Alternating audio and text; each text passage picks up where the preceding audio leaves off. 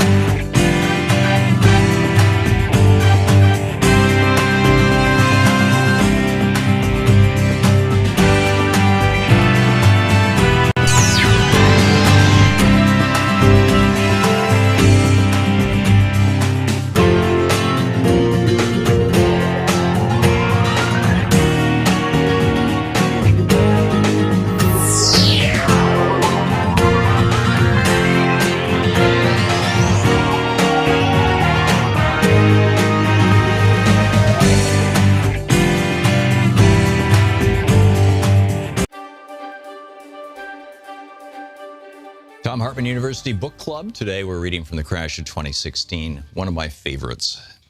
In her writings, this is from page 62, by the way, a middle-class primer is the chapter title.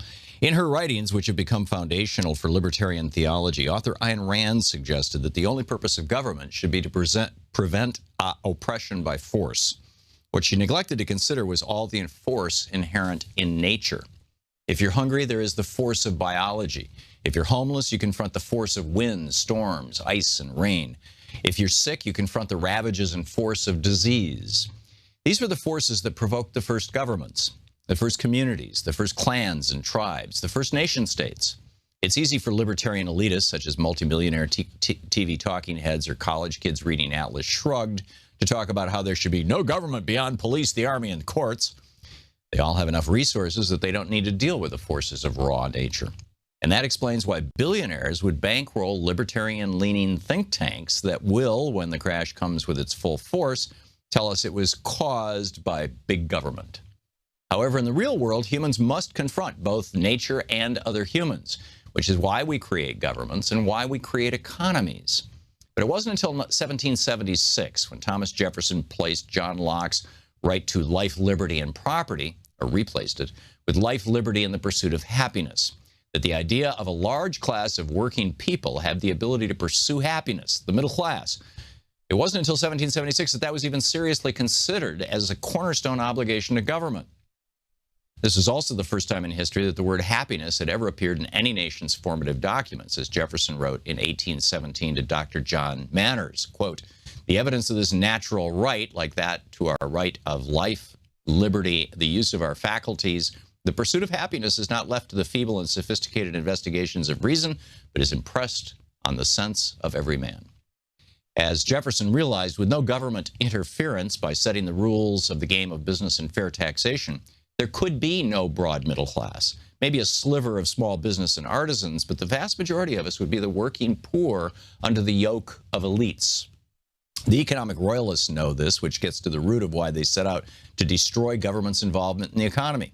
After all, in a middle-class economy, they may have to give up some of their power, and some of the higher end of their wealth may even be redistributed, horrors of horrors, for schools, parks, libraries, and other things that support a healthy middle-class society but are not needed by the rich, who live in a parallel but separate world from the rest of us. As Jefferson laid out in his 1816 letter to Samuel Kercheval, a totally free market where corporations reign supreme, just like the oppressive governments of old, could transform America, quote, until the bulk of the society is reduced to be mere automatons of misery, to have no sensibilities left but for sinning and suffering. Then begins indeed the bella omnium in omnia, which some philosophers observing to be so general in this world have mistaken it for the natural instead of the abusive state of man. Although this may come as a sudden realization to many, we've really known it all our lives. In fact, in the 6,000-year history of the civilized world, a middle class emerging in any nation has been such a rarity as to be largely historically invisible. The United States has had two great periods of what we today call a middle class. The first was from the 1700s to the mid-1800s and was fueled by virtually free land for settlers stolen from the Indians and free labor, slavery in the South and indentured immigrants in the North.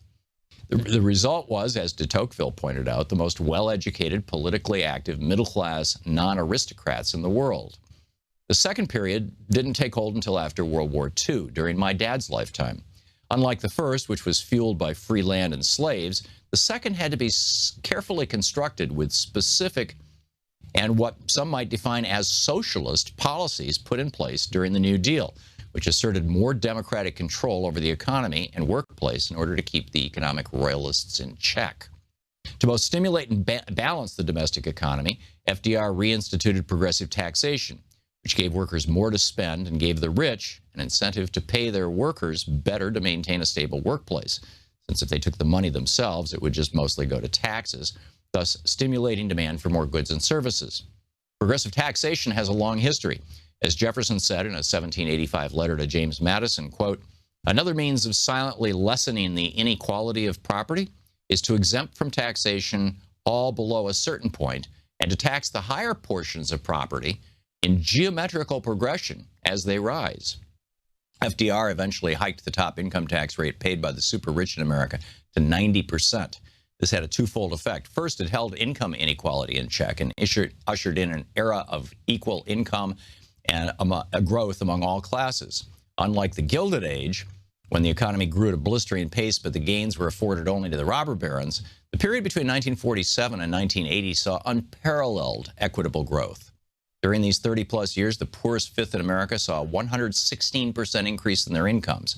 The middle fifth, 111% increase. Top 5% only saw an 85% increase.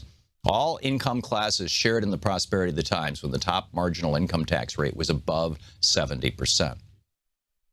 The second effect of a high income tax rate was to bring stability to the economy. And then it goes through the whole explanation of how that worked. The book is The Crash of 2016.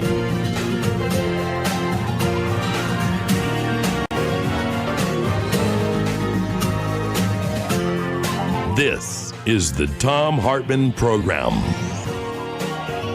The bomb cyclone over the weekend. Wow, the weather's been wild here in Portland.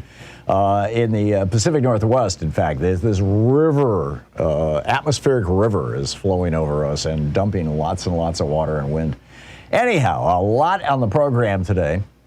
First of all, just, I'm not going to do a deep dive on this, but just bring you up to date. On Wednesday, President Biden is leaving for the COP26 conference and, the big climate change event. And so that puts a lot of pressure on him and the Democrats to get something that he can sign by Wednesday, or at least can claim is like approved by the House and Senate, that addresses climate change. So I'm expecting something big is going to happen this week. And, just watch this space. I don't have anything for you beyond that, but I think it's really worth noting. And Joe Biden is saying that, he met with Joe Manchin and things are going good and he's just trying to nail this down. Meanwhile, we are in a Defcon 1 moment about Trump's big lie. We'll get to that in just a moment. And why the Republican Party has enthusiastically embraced cruelty as a political strategy. We'll get to that in this first hour. In the second hour of the program, just a fascinating piece out of the Washington Post, recapped over at Daily Kos about how there's something that, there's this whole thing out there about, people are quitting their jobs. Oh, my God, it's a terrible thing. Well, it's not a terrible thing, first of all. It's called a realignment of the labor market. But secondly, there's something this is largely happening in a relatively small number of states. And there's something that those states all have in common, and I'll share that with you in the second hour. Also, a geeky science that is absolutely mind-boggling. Actually, two of them that have to do with memory and cognitive function, the thinking. The first has to do with processed foods, and the other has to do with COVID. I'll go through all that stuff in our second hour. And in our third hour, what happens when science disappears? And Virginia Democrats are suing the post office over election delays. Will it work? Will it? It looks like maybe Louis DeJoy has decided to insert himself into another election. Gee, who could have thought, right? Who could have imagined? Well, here we are.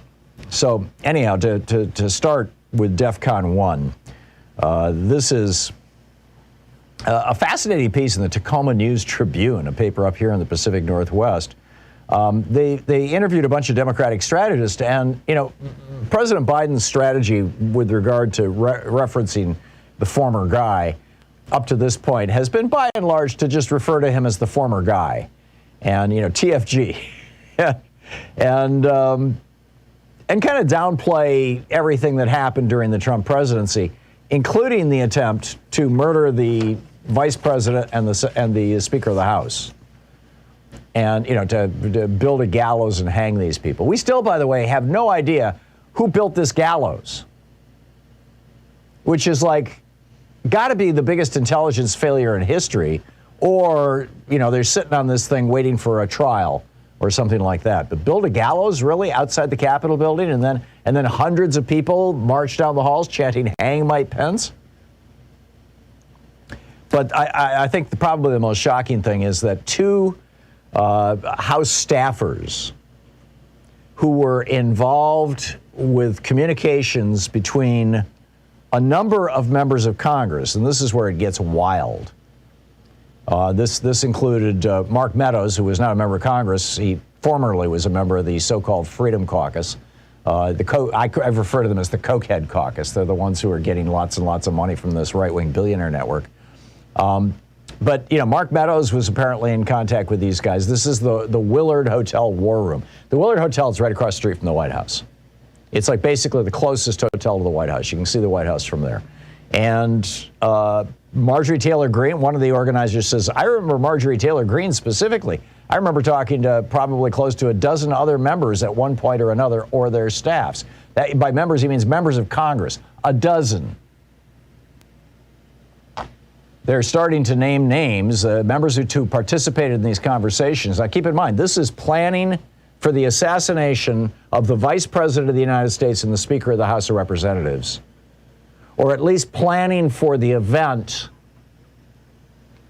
in which that nearly happened. And they're saying that these whistleblowers, essentially, who are willing to have said, yeah, we'll testify before Congress, but we're going to tell Rolling Stones reporters what's going on here. They said that Paul Gosar, the Republican crackpot from Arizona, he's a former dentist. This is the guy, we had his brother on this program, about a year ago, Sean, maybe 2 years ago, saying, my brother's mentally ill. He shouldn't be in Congress. Anyhow, Paul Gosar spoke at the so-called Stop the Steal rally, saying it's time to take names and kick ass. Also, Lauren Boebert, Little Miss Gun Fetish.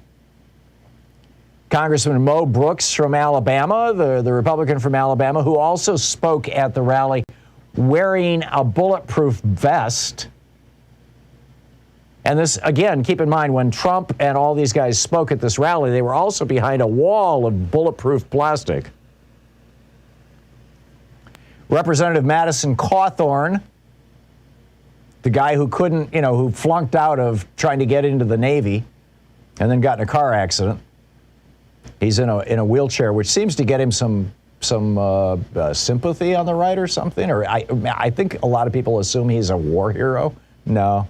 He's a privileged frat boy who likes to talk about revolution. He represents North Carolina in the House of Representatives. Andy Biggs from Arizona was apparently in on it, according to these whistleblowers talking to Rolling Stone. And good old Louis Gohmert, the Republican from Texas. The organizer says, we would talk to Boebert's team, Cawthorn's team, Gosar's team, like back to back to back. And then it gets really wild. Gosar told the people in the war room, according to these reports in Rolling Stone, Congressman Gosar told the people in the war room that Trump was going to issue a blanket pardon for them. Say, what? A blanket pardon? We know we're committing treason here. We know we're committing sedition and insurrection. Let me remind you, 18 U.S. Code 2384 is titled Seditious Conspiracy. If two or more persons in any state or territory or in any place subject to the jurisdiction of the United States conspire to overthrow, put down, or destroy by force the government of the United States, or to levy war against them, or to oppose by force the authority thereof, or by force to prevent, hinder, or delay the execution of any law of the United States, or by force to seize, take, or possess any property of the United States, they shall be fined under this title or imprisoned not more than 20 years. So here's these people planning this thing that could get them 20 years in prison for sedition, not to mention 5 people died, and they were going to assassinate the vice president and the Speaker of the House. And Paul Gosar calls up and says, according to this reporting in Rolling Stone, and says, Donald Trump is organizing, is offering a blanket pardon. This is one of the people, one of the whistleblowers says, who was there. Our impression was that it was a done deal, that he'd spoken to the president about it in the Oval Office in a meeting about pardons, and that our names came up. They were working on submitting the paperwork and getting members of the House Freedom Caucus to sign on as a show of support. He says they received several assurances about a blanket pardon from Gosar. He says, I was just going over the list. This is what Gosar said, according to this guy. This is the congressman from Arizona. I was just going over the list of pardons, and we just wanted to tell you guys how much we appreciate all the hard work you've been doing. Right. So they reached out to one particular guy. This is Dyer. He is the communications director for Marjorie Taylor Greene, and said, so what do you have to say about Marjorie Taylor Greene being involved in all this stuff? And he says, no one cares about January 6th when gas prices are skyrocketing, grocery stores shelves are empty, unemployment is skyrocketing, businesses are going bankrupt, our border is being invaded, children are forced to wear masks, vaccine mandates are getting workers fired, and 13 members of our military are murdered by the Taliban. Right. I mean, it's like these guys live in an alternative universe. Ali Alexander, the guy who organized he called it the wild protest, in a live stream broadcast that he has since deleted, he says, I was the person who came up with the January 6th idea, along with Congressmen Gosar, Mo Brooks, and Andy Biggs. Quote, end quote. They also described Katrina Pearson. She worked for Trump's campaign in both 2016 and 2020 as the key liaison, I'm quoting from the Rolling Stone, as a key liaison between the organizers of protests against the election and the White House. The organizer says, Katrina was like our go-to girl. She was like our primary advocate. She also spoke at that rally on the Ellipse on January 6th. Both sources, again from Rolling Stone, both sources also described Trump's White House chief of staff, Mark Meadows, as someone who played a major role in the conversations surrounding the protests. Concerns were raised to Meadows about the potential that it could spark violence. The organizer says Meadows is 100% made aware of what was going on. He's also like a regular figure in these really tiny groups of national organizers. Meanwhile, it's being reported that Donald Trump himself called the Willard War Room, according to a reporter who was present. This is Robert Costa of the Washington Post. He's got a long tweet thread about it if you want to check that out. And Steve Bannon is now claiming, I mean, talk about flailing about. Steve Bannon is looking at going to prison, right? He's the criminal referral to a federal grand jury, probably this week. Keep in mind, it was a grand jury that kept Susan McDougal in prison for 18 months because she refused to testify against Bill Clinton in Whitewater. She says that they were trying to get her to lie. So now Steve Bannon is like, we're crushing this illegitimate regime in its crib, okay? So Benny, suck on that. Betty Thompson is the chairman of the January 6th riot committee. So do not think you're going to intimidate us in any way, shape, or form, Bannon blusters. And then he goes on to say, this is an outrage, and he mentions Merrick Garland's name. Well, Garland was a circuit judge at the time. This is the Thom Hartmann Program. But apparently Steve Bannon thinks he can intimidate Merrick Garland? Really? He was a friggin' circuit judge. He wasn't even in the... Come on.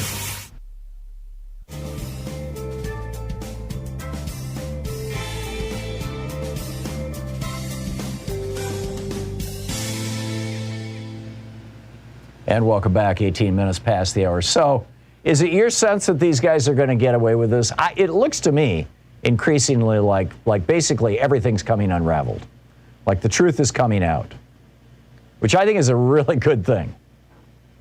I mean, obviously, time will tell. But, and have you caught any pieces of this story that I might have missed? I mean, this is, we're talking about what appears to me to be the second attempt to overthrow the government of the United States, the first being back in 1861. Jules in Whittier, California. Hey, Jules, thanks for listening to KPFK. What's up? I just want to mention to you, Tom, love your show, that when the Trump people, or Trump himself, refused to abdicate or step down, let's say, at that moment in time, it seems to me that was treason. And all these Republicans are all lined up to agree with that.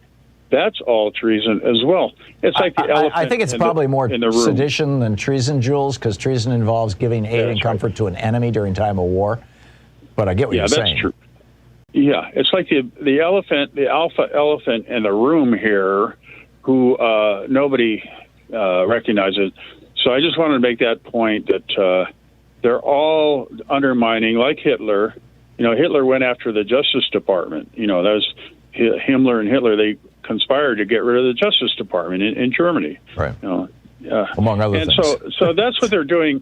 That's what Trump is doing. Exactly the same, playbook. I find it fascinating that Steve Bannon is out there on his podcast. He's now a podcaster, right? This is his new incarnation. Yeah. Mm-hmm. And he's out there on his podcast ranting about Merrick Garland when Merrick Garland had nothing to do with anything. Like I said, he was a district court judge at the time. And you see, go ahead. You see, Tom, their strategy, one of them, very effective, is diversion. Yeah. If you start talking about one point, they're going to immediately go to another point. Yep. You see what I mean? That's just like Marjorie Taylor Greene's spokesperson did. Yeah. They will not stick. They will not stay on topic.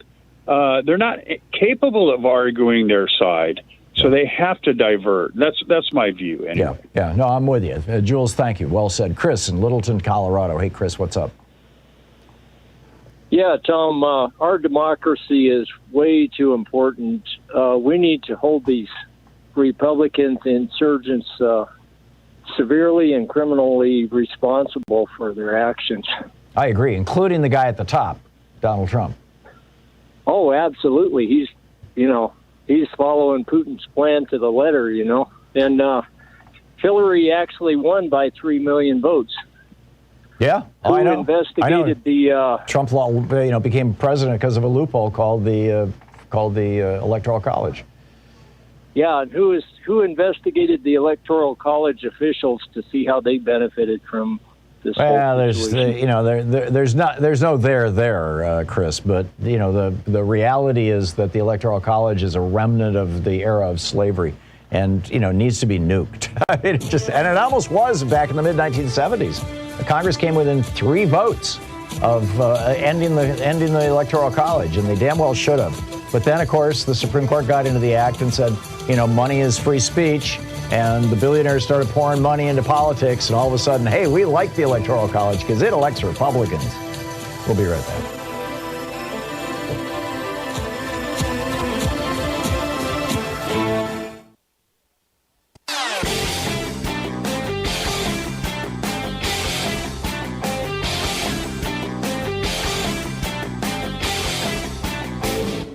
Missed my opening rant today? It's usually published over at HartmannReport.com, where you can read it and share it with your friends for free. Check it out, HartmannReport.com. Ahead of the United Nations Climate Summit, there is a new dump of documents that's just breathtaking.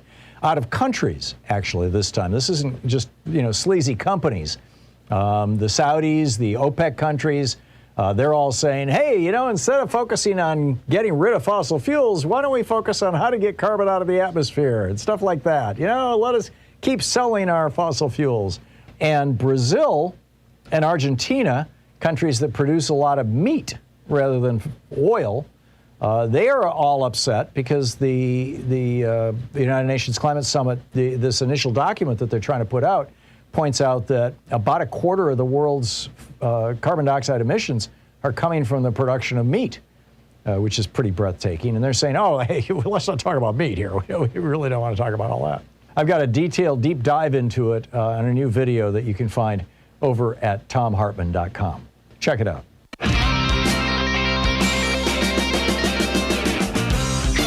And welcome back. Thom Hartmann here with you. So that seems to be like, this whole issue of this is the second time in the history of the United States. It's becoming clearer and clearer.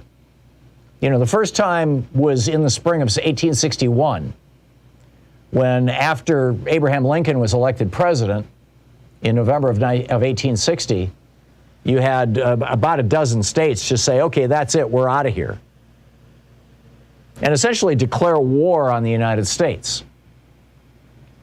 This is the second attempt to overthrow the government of the United States in our history from within.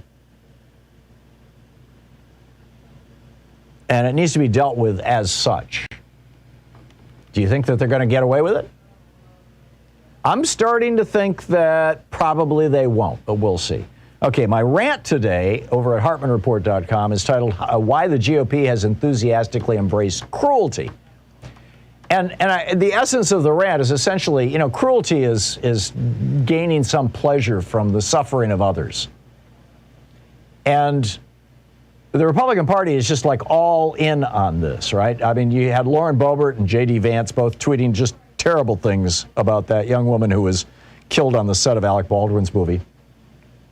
Marjorie Taylor Greene shouting slurs at Liz Cheney, Eric Swalwell sharing death threats that he's getting from Tucker Carlson's viewers, from the Doughboys viewers. In Florida, Ron DeSantis has put a hack who thinks that ivermectin and hydroxychloroquine apparently are okay remedies for COVID in as his Surgeon General. This guy goes to visit the office of Senator Tina Polsky, who was just recently diagnosed with breast cancer and, is being treated for breast cancer. She's immune compromised. He comes into her office along with his entourage, and none of them are wearing masks. And she says, would you please wear a mask? And he refused. And this is what she said. She said, he just smiles and doesn't answer. He's very smug. And I told him several times, I have this very serious medical condition. And he said, oh, that's okay. Like it basically has nothing to do with what we're talking about, her asking him to wear a mask. It's the cruelty. And what is necessitated, what's an absolutely necessary precondition for cruelty, is to view another person not as a human being, but as an other. And that's the key to the Republican strategy.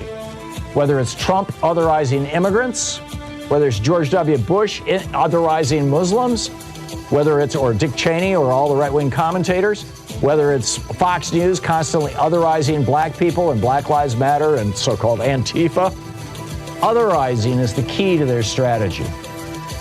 And now this has become the core of their strategy in Virginia. I'll tell you about that after the break and pick up your phone calls. You're listening to the Thom Hartmann Program. Call 202-808-9925. By the way, otherizing typically has terrible consequences. It's what Hitler did with Jews. He otherized the Jews in Germany.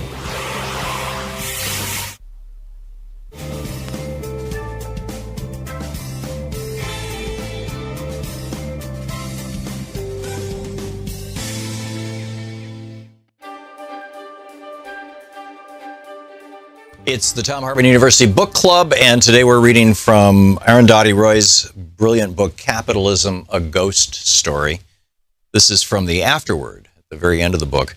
Yesterday morning, the people the police cleared Zuccotti Park, but today the people are back. The police should know that this protest is not a battle for territory. We're not fighting for the right to occupy a park here or there. We're fighting for justice. Justice is not just for the people of the United States, but for everybody. What you've achieved since September 17th, when the Occupy movement began in the United States, is to introduce a new imagination, a new political language into the heart of the empire.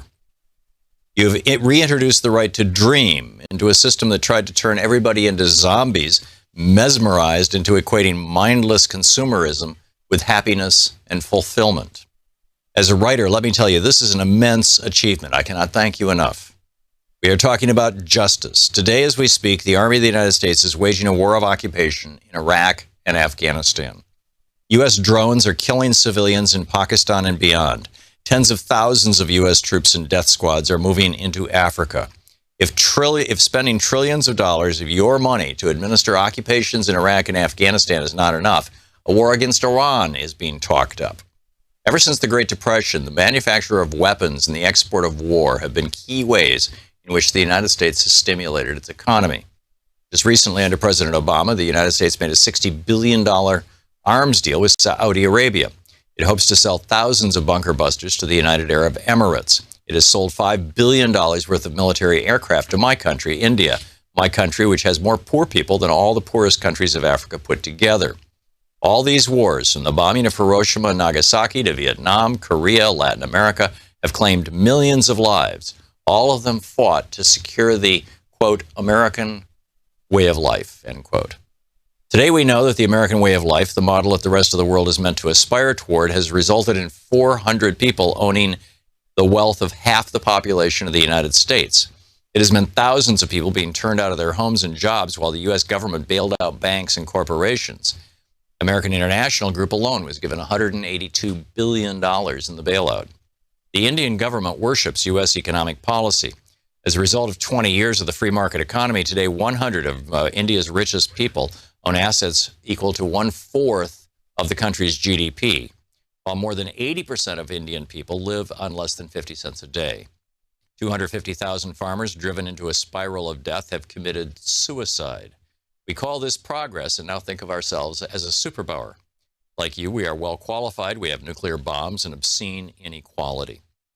The good news is that people have had enough and are just not going to take it anymore. The Occupy movement has joined thousands of other resistance movements all over the world in which the poorest of people are standing up and stopping the richest corporations in their tracks. Few of us dreamed that we would see it, the people of the United States on our side, trying to do this in the heart of empire. I don't know how to communicate the enormity of what this means. The 1% say we don't have demands. They don't know, perhaps, that our anger alone would be enough to destroy them. But there are some things, a few pre-revolutionary thoughts I had for us to think about together. We want to put a lid on this system that manufactures inequality. We want to put a cap on the unfettered accumulation of wealth and property by individuals as well as corporations. As capitalists and Liddites, we demand, 1, an end to cross-ownership in business. For example, weapons manufacturers cannot own TV stations. Mining corporations cannot run newspapers. Business houses cannot fund universities. Drug companies cannot control public health funds. 2, natural resources and essential infrastructure, water supply, electricity, health, and education cannot be privatized. 3, everybody must have a right to shelter, education, and health care. 4, the children of the rich cannot inherit their parents' wealth. This struggle has reawakened our imagination. Somewhere along the line, capitalism reduced the idea of justice to mean just human rights. The idea and the idea of dreaming of equality became blasphemous. We're not fighting to tinker with reforming a system that needs to be replaced. As a capist and a Lidite, I salute your struggle. Salam and Zimbad Dad. That's the end of the book. This is from the very opening of it, chapter 1. Is it a house or a home? A temple to the new India or a warehouse for its ghosts? Ever since Antilla arrived in Altamont Road in Mumbai, exuding mystery and a quiet menace, things have not been the same. Here we are, the friend who took me there said. Pay your respects to our new ruler. Antilla belongs to India's richest man, Mukesh Ambani. I'd read about his about this most expensive dwelling ever built. The 27 floors, 3 helipads, 9 lifts, hanging gardens, ballrooms, weather rooms, gymnasiums, 6 floors of parking, and 600 servants. Nothing had prepared me for the vertical lawn, a soaring 27-story high wall of grass attached to a vast metal grid. The grass was dry in patches, bits have fallen off in neat rectangles. Clearly, trickle down hadn't worked. But gush up certainly has. That's why in a nation of 1.2 billion, India's 100 richest people own assets equivalent to 1/4 of the GDP. And then Arundhati Roy goes on from there talking about how India is kind of an example of capitalism run amok. Capitalism, a ghost story by Arundhati Roy.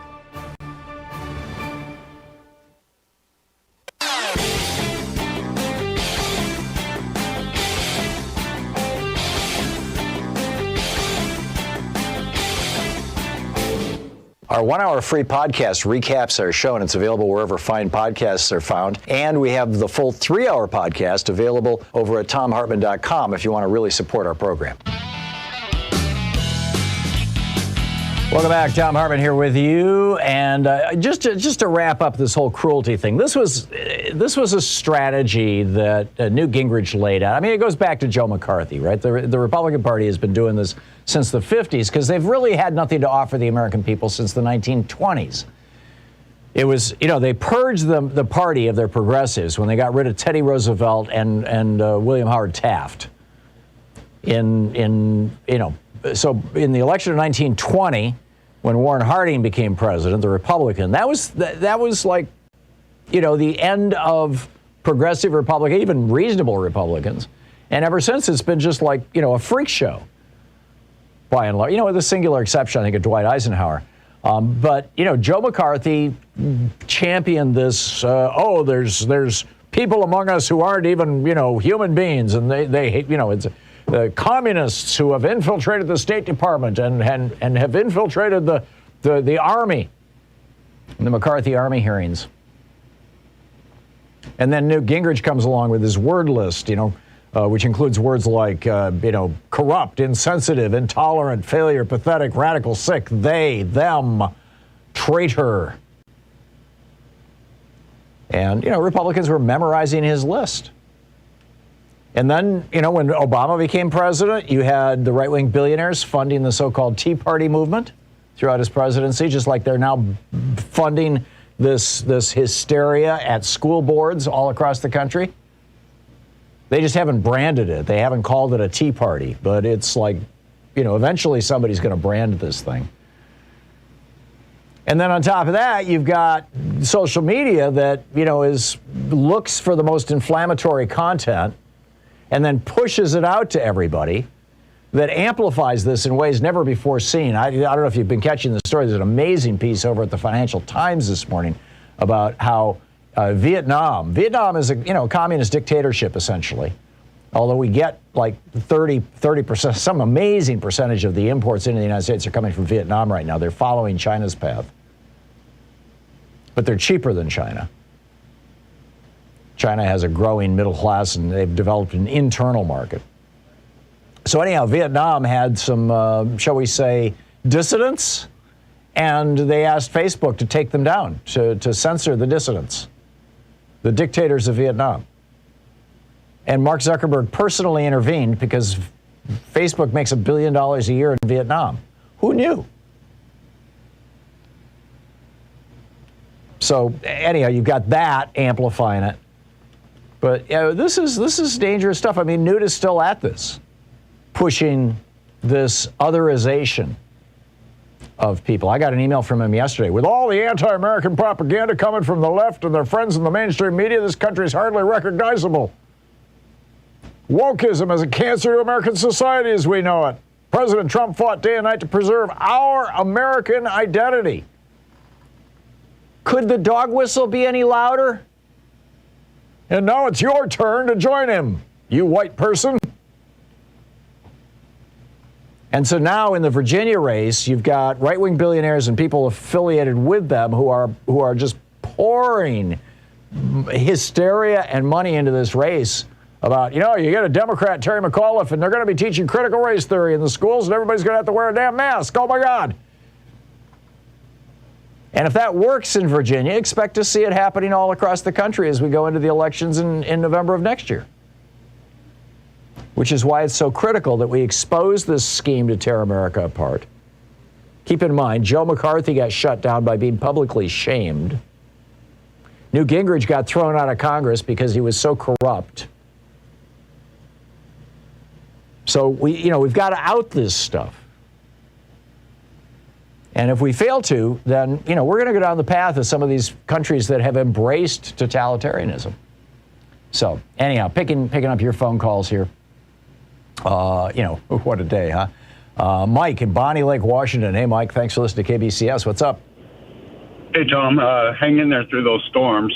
We got them up here. But really quick on the Rolling Stones article, a number of us last night did a deep dive through it. I also posted the schedule for the 1-6 committee. When you read the article, they refer to the two individuals as a planner and as an organizer. Now, we've already had 3 individuals supposedly testify from the 11 subpoenas that were put out, Megan Powell, Hannah Stone, and Lyndon Britnall. And then we have 2 more today and 2 more tomorrow.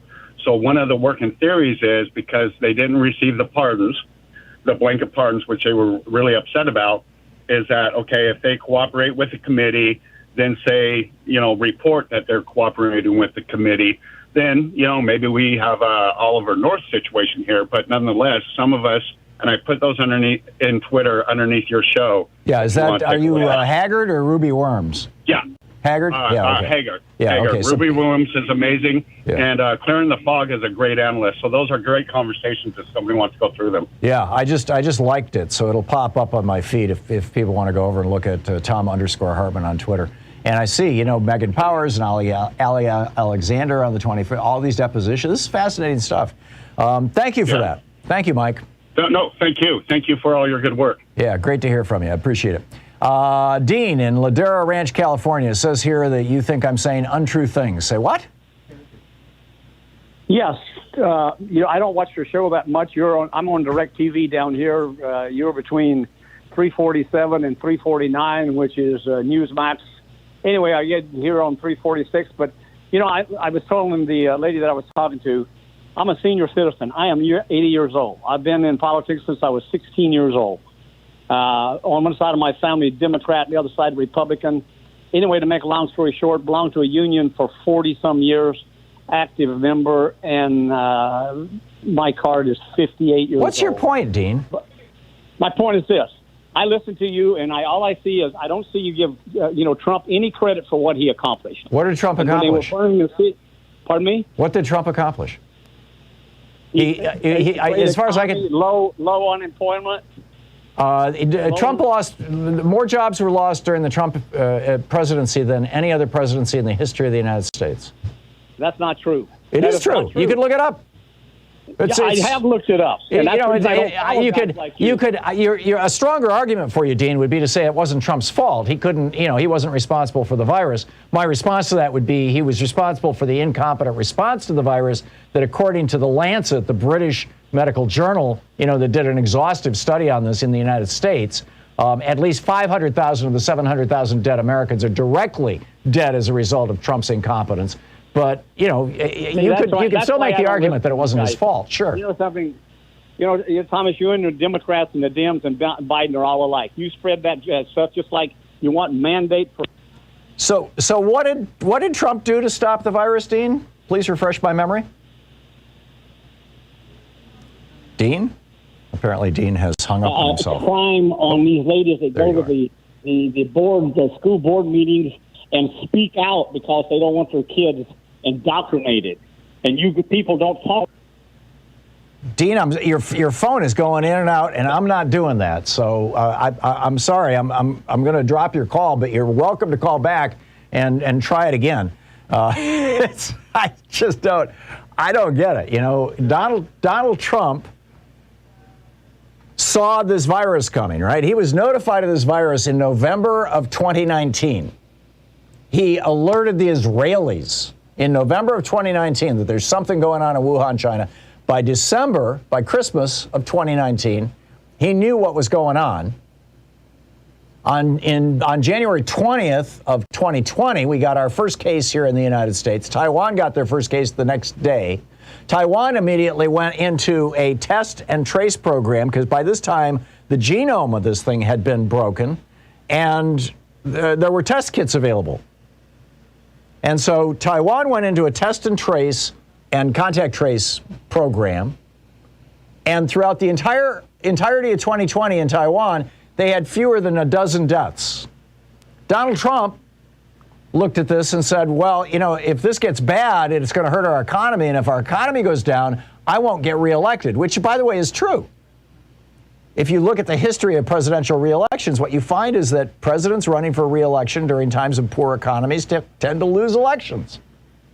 Case in point, Jerry Ford, inflation. Jimmy Carter, inflation. I mean, it could bite Joe Biden in the butt. It's why everybody's screaming about inflation right now. But anyhow, Trump thought that he could push the economy. In fact, his one executive order was to force meat packers back to work. You can't slow down, you know, American commerce, even if you're going to die. That's amazing. Anyway, back to your calls. Dave in Federal Way, Washington. Hey, Dave, what's up? Hey, Tom. On the topic of illiberalism and anti-democratic, you know, actions by Trump and the Republicans, we need to really pay attention to what's going on in Sudan right now. And this is, you know, I mentioned the military coup over the weekend. Yeah. Yeah. Okay. And look, Russia. This is the Kremlin. This isn't Russia. All right. This is the Kremlin. And what they're doing is they're trying to make inroads into the military. So in other words, and you said it many times, the Republicans could pick someone a little bit younger and a little bit more devious than Trump, and that would be even worse. And you're right. The figurehead is not necessarily who they're going to do influence operations on. You know, Trump could do something between now and the next election to spoil his chances with the Kremlin. But what they really want to do is influence the military. And all right, case in point, you mentioned Madison Cawthorn. Madison Cawthorn ironically will get more props for being in the military than Mark Milley. He was never in the military. He couldn't get in. He couldn't pass the physical. That's right. But you see how before he was injured. But the way Madison Cawthorn talks is ideologically parallel. All right. Yeah. Like for instance, Milley, they will say he's a veteran. Right. And Milley, they will say, is under the influence of global Marxists like Thom Hartmann and stuff like that. Sorry, Tom, it's not me. It's them, I get it. So Dave, as a former American intelligence officer, you are asserting that I'm assuming from indirect information rather than direct information, that the military coup in Sudan, I've been in South Sudan. It's you know, in fact, I was in South Sudan at the time that Bashir was running Sudan and was you know, letting the Janjaweed go nuts in Darfur. We were 15 miles from the Darfur border. We had 40,000 refugees with us. So you're asserting that this military coup was prompted by Russia. Why? Well, because, all right, the FBI raided Oleg Deripaska's Washington, D.C. residence and New York apartment. What does that have to do with Sudan? All right, Yevgeny Prigozhin and Oleg Deripaska, they finance things through, they finance whatever Putin tells them.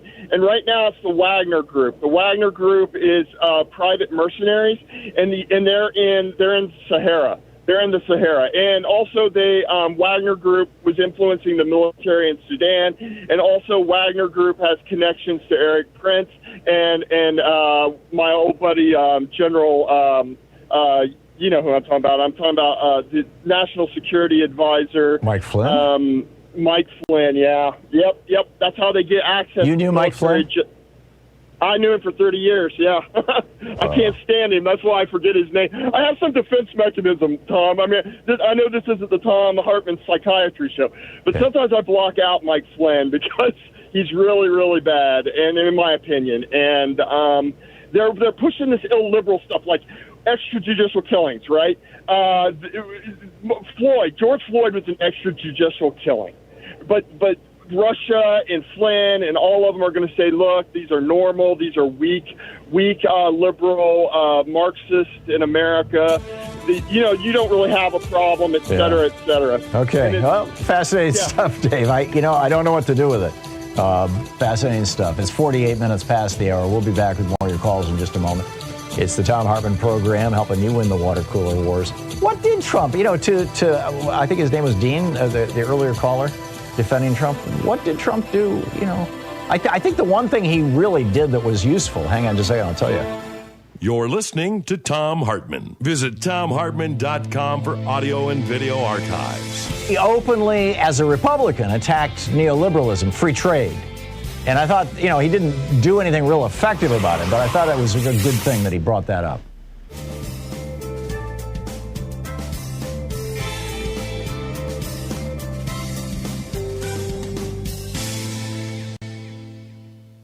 And welcome back.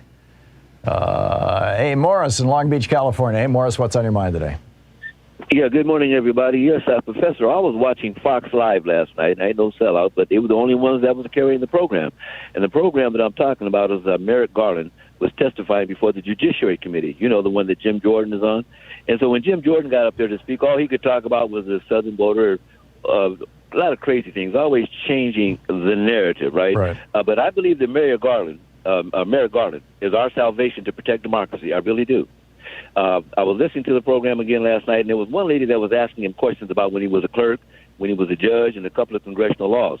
And she asked him, now the speaking code, she asked him, do you think that's a good law? And he said, yes, I know what was going on. And keep in mind that... Which law are we talking about here, Morris? These are different laws that Merrick Garland has supported as a judge, as a clerk, and as some of the things that Congress had passed. Sure. Okay. Right? Did he believe that were those good laws? Now, one of the reasons why I know he's going to go after them and take his foot and go all the way up with it is because they denied him a chance to make history. The Republicans denied Merrick Garland a chance to make American history by being on the Supreme Court. Right. Now, people may not know this, but Clarence Thomas, well, I know if you listen to this program, but I'm talking about outside the Thom Hartmann Program. People may not know this, but Clarence Thomas's wife, Jenny Thomas from Tea Party, she's the one that set up that got the permits for that rally on January the 6th. Right. I guarantee you he's going to call her in. Okay, the Republicans are going to pay for that January 6th hearing. And one of the things that Merrick Garland did I thought was really sharp, when Papa Joe said that those folks should be prosecuted, he jumped out there and he told everyone, hold on, everybody, we independent over here. And that was a smart move. Because there's no way you tie him into like the Democratic Party or all that other good stuff, right? So I believe that Merrick Garland is going to save democracy. And that fool you had in the 50s that was putting everybody on blast, and they were communists. Yeah, Joe McCarthy. Joe McCarthy, thank you for so many things. Joe McCarthy. He may not be a Mr. McCarthy spirit, but it's going to be the same thing. Because we're talking about people who are anti-democracy. They should be jailed, prosecuted, all their assets taken away from them. This is not about Republican or Democrat, y'all. This is about preserving the system we got right here. And I know it ain't been perfect. It hasn't been perfect. Look at the history. But it's all we got. So let's protect it. And I think that Merrick Garland is going to be the guy on the white horse that's going to take us all the way. That's just my opinion. Well, that's interesting. I mean, he did push back against, when Biden said, the folks should be prosecuted. And Garland was like, that's my choice. That's my department. And I think more than anything else, that was his way of saying, I'm not Bill Barr. I'm not just a toady for the president. This is an independent agency. We're going to preserve our independence. We're going to respect our independence. We're going to operate with independence, which means that we can hold anybody accountable. He's got a big job, but he's also got an agency that is still riddled with Trump appointees. What he was talking about the law, if they stick to the law, there's going to be a lot of hairs rolling, Professor. If they stick to the law, there's going to be a lot of hairs rolling. Yeah. So thank you. You're welcome. Thank you, Morris. Yeah, this Rolling Stone article is, combined with the Washington Post revelations this morning, is pretty shocking stuff. That Donald Trump, Mark Meadows, and at least a dozen members of the U.S. House of Representatives were actively involved in trying to overthrow the government of the United States. And whether they knew that this crowd was going to try to assassinate the vice president, the Speaker of the House, or not, is almost after the fact. I mean, you know, if you help a bank robber, you're guilty of bank robbery.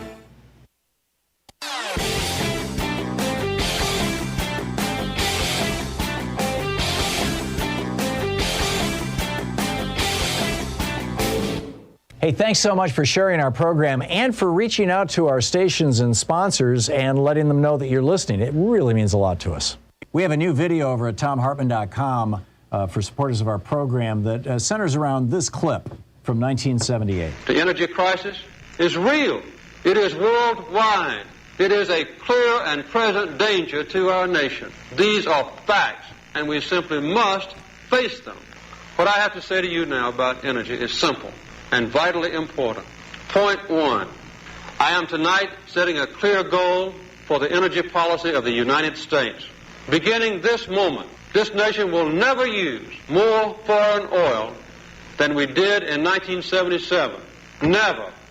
And he continues.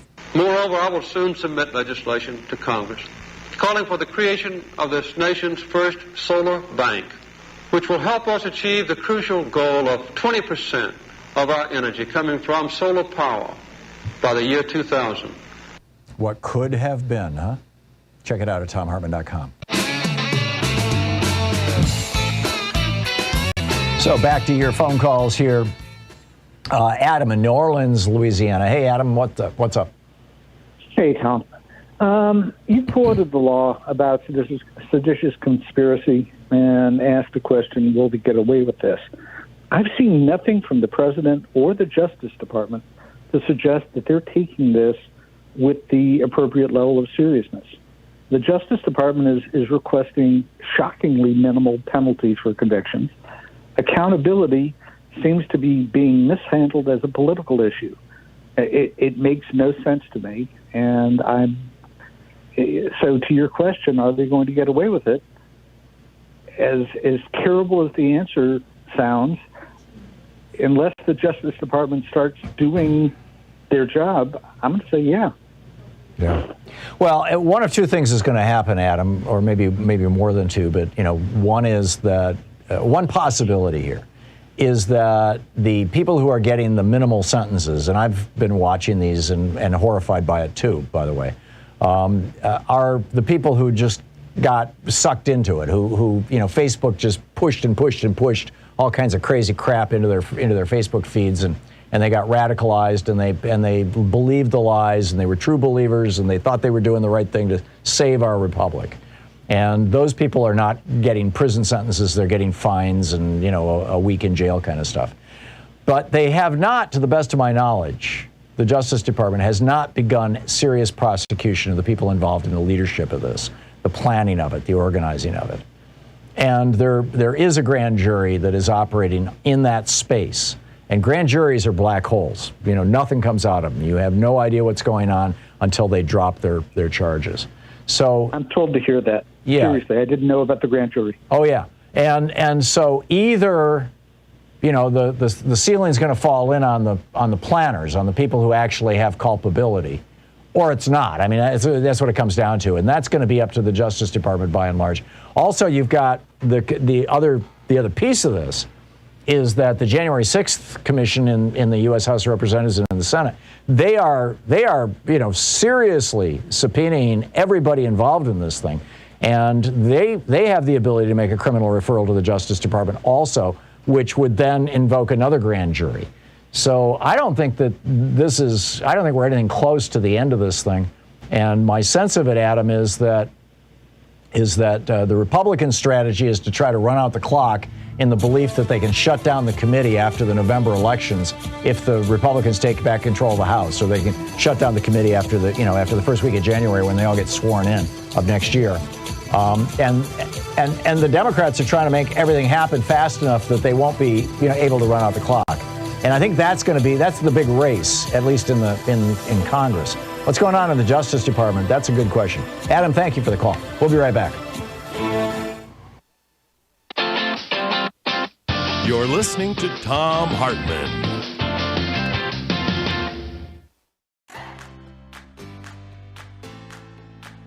These companies support the Thom Hartmann Program. They are HelloFresh, the #1 meal kit delivery service. More info at hellofresh.com, code TOM. CB Distillery, CBD for sleep and pain relief. More info is available at cbdistillery.com, code TOM. Ground News, a well-rounded perspective for news readers. More info at ground.news/Tom. Angie, for any project on your to-do list. More info at angie.com. Dinovite, a whole food supplement for your pet's immune system. More info at dinovite.com.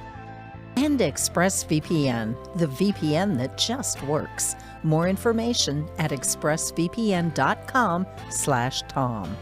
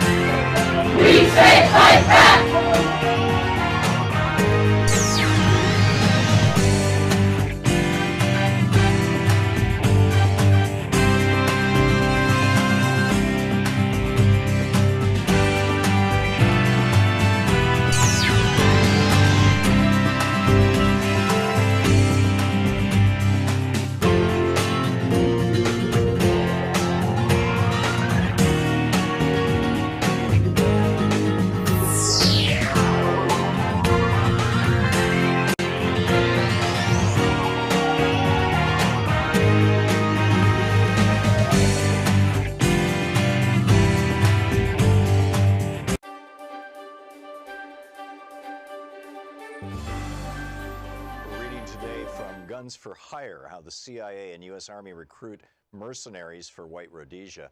It's a historical reprint of what appears to be a 1979 pamphlet, basically.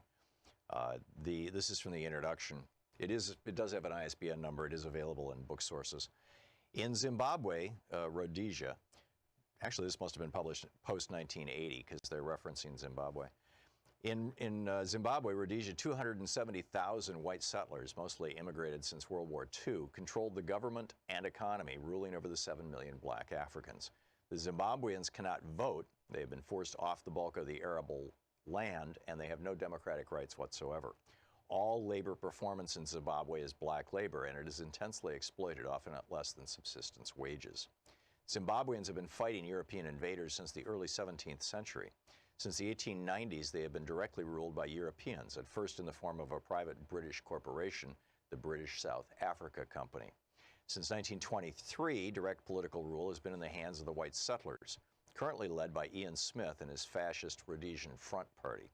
It's important to note that the white settlers were originally given this direct local power as a, quote, self-governing colony of the British government, thereby creating a master-caretaker relationship.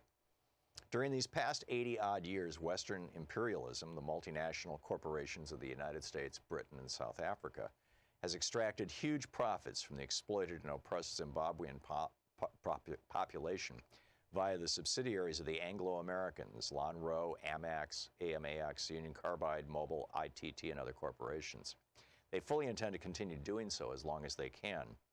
The white settler minority has been rewarded for their violent subjugation of the Zimbabwean people with perhaps the highest national standard of living in the world. Sir Roy Walensky, the former Prime Minister of the Central African Federation, which included what is now Rhodesia, once said, "This man Smith has an appeal. It's the appeal of an easy life. For $6,000 a year, you can have 5 servants, a swimming pool, and a lot."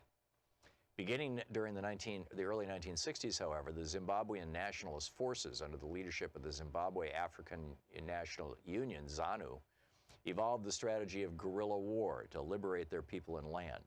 It is proving to be very successful. There are 20,000 guerrillas in base camps in Tanzania and Mozambique, over 3,000 in Zimbabwe itself, and this number is continually rising. In a meeting between Stephen Solars, a U.S. congressman, and the ZANU guerrilla leaders, they were reported to reject the possibility of enlisting the assistance of Cuban or other foreign troops, declaring that if we cannot liberate ourselves, we do not deserve to be liberated.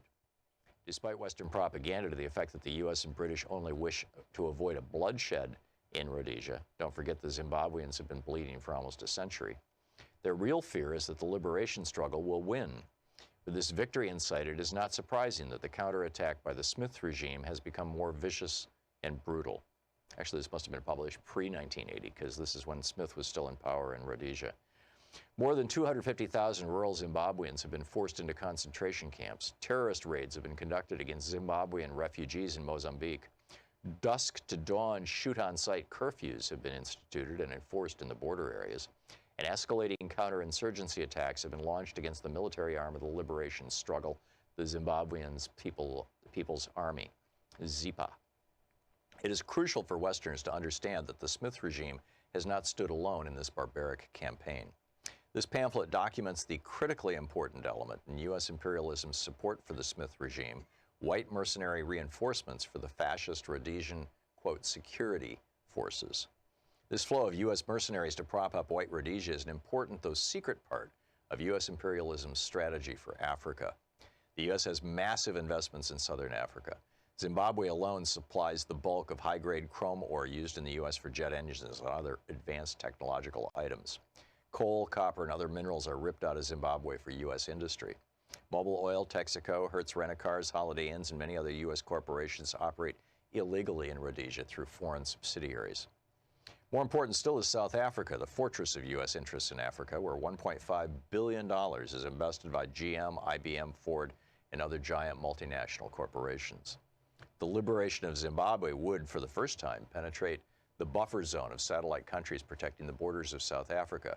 South African guerrilla fighters, who are already training by the thousands in camps in Tanzania and Zambia, would have direct access to re-enter their land and accelerate the liberation struggle. Knowing that the stakes are high, U.S. imperialism has worked to strengthen the white supremacist outposts in Africa, although at times this had to be done covertly. In 1970, the Nixon White House approved Henry Kissinger's Operation Tar Baby strategy, based on Option 2 of the Secret National Security Study Memorandum Number 39. This strategy essentially called for covert military assistance, including direct exchanges, so the South African troops could be trained in the U.S. in specialized tactics and weapons. This would be done while the U.S. tried to convince Africans that it was on their side. This is from the pamphlet number 39, that Kissinger memorandum. We would maintain public opposition to racial oppression, but relax political isolation and economic restrictions without openly taking a position undermining the United Kingdom and the UN on Rhodesia. We would be more flexible in our attitudes toward the Smith regime. And it goes on from there. Guns for hire.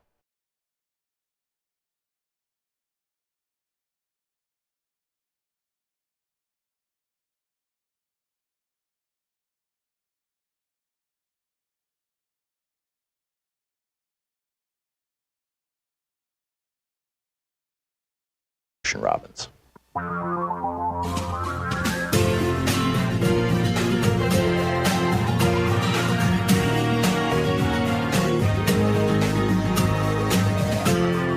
This is the Thom Hartmann Program.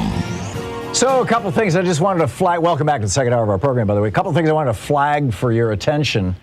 First of all, apropos of the first hour of the program and the whole discussion about members of Congress being involved in an attempt to assassinate the Vice President of the United States and the Speaker of the House of Representatives, and perhaps others. I mean, let's not forget 5 people died on that day and 3 more have died since then. A number of members of the House of Representatives are now saying that these specific members who were named by the coordinators, by one of the planners and one of the people working in the Willard Hotel in that war room on January 5th and 6th, that was paid for, by the way, with $55,000 of Trump campaign cash. So therefore, there is no executive privilege around this. There's no executive privilege around campaign activity. Period. Never has been. But these members of Congress, specifically Marjorie Taylor Greene, Paul Gosar, Lauren Boebert, Mo Brooks, Madison Cawthorn, Andy Biggs, and Louis Gohmert, there's a number of members of Congress who are now saying these people should be expelled. They should not even be in this body. This starts Alexandria Ocasio-Cortez You know, of course, she's going to get first billing in the media. She's kind of a media star. But anyhow, she says, any member of Congress who helped plot a terrorist attack on our nation's capital must be expelled.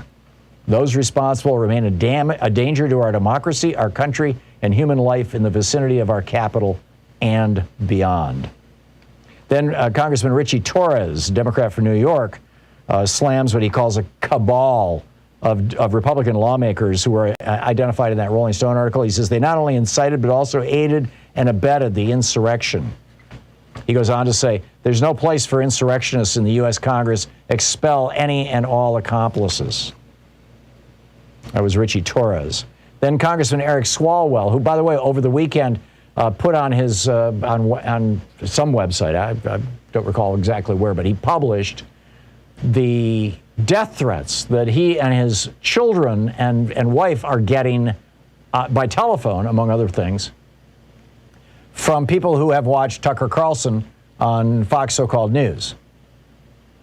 So he comes out, Eric Swalwell comes out and says,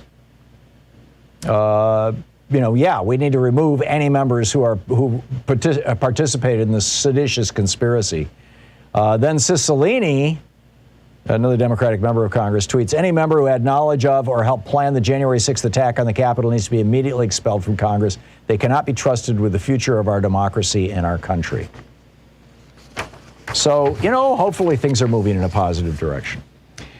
The other story I wanted to get into in this hour, actually there's a couple of them, is the states, who's quitting their jobs, right? This is one of the main narratives that we're seeing in the media. In fact, the New York Times just got owned on this thing. They had an article in the last couple of days where they did a thoughtful conversation with 6 people who quit their jobs instead of getting a COVID vaccine. And it turns out that one of them, who is represented in the article as just like kind of a normal person who sincerely and heartfelt has concerns and is worried, turns out this woman was a screaming anti-vax activist, out there threatening people. And I mean, she was a total nutcase. And the New York Times didn't figure that out, didn't know that. They interviewed like 6 people as if they represent, 6 million people? No, they represent maybe 6,000 people. I mean, this is a very, very small percentage of people who are quitting their jobs. But they're getting all this publicity because, it plays into the Republican narrative that people are unhappy with how Biden is handling things. But where are they quitting their jobs? This is the fascinating thing. Alyssa Fowers and Eli Rosenberg did a deep dive in the Washington Post on this. And they report, and I'm quoting from the Washington Post, Kentucky, Idaho, South Dakota, and Iowa reported the highest increases in the rate of workers who quit their jobs in August. In addition to Georgia, which had the largest increase in quitters, with 35,000 people leaving their jobs in Georgia. So the question then becomes, why are people quitting their jobs in these rural states? I mean, if it's service jobs like being, working in a restaurant or something where you might be exposed to COVID, I get it. But those are mostly in big cities. Why in Idaho? Why in Kentucky are people quitting their jobs? Why in South Dakota and Iowa are people quitting their jobs? Georgia, Georgia could be skewed because it's got Atlanta, but it seems like it's in rural areas.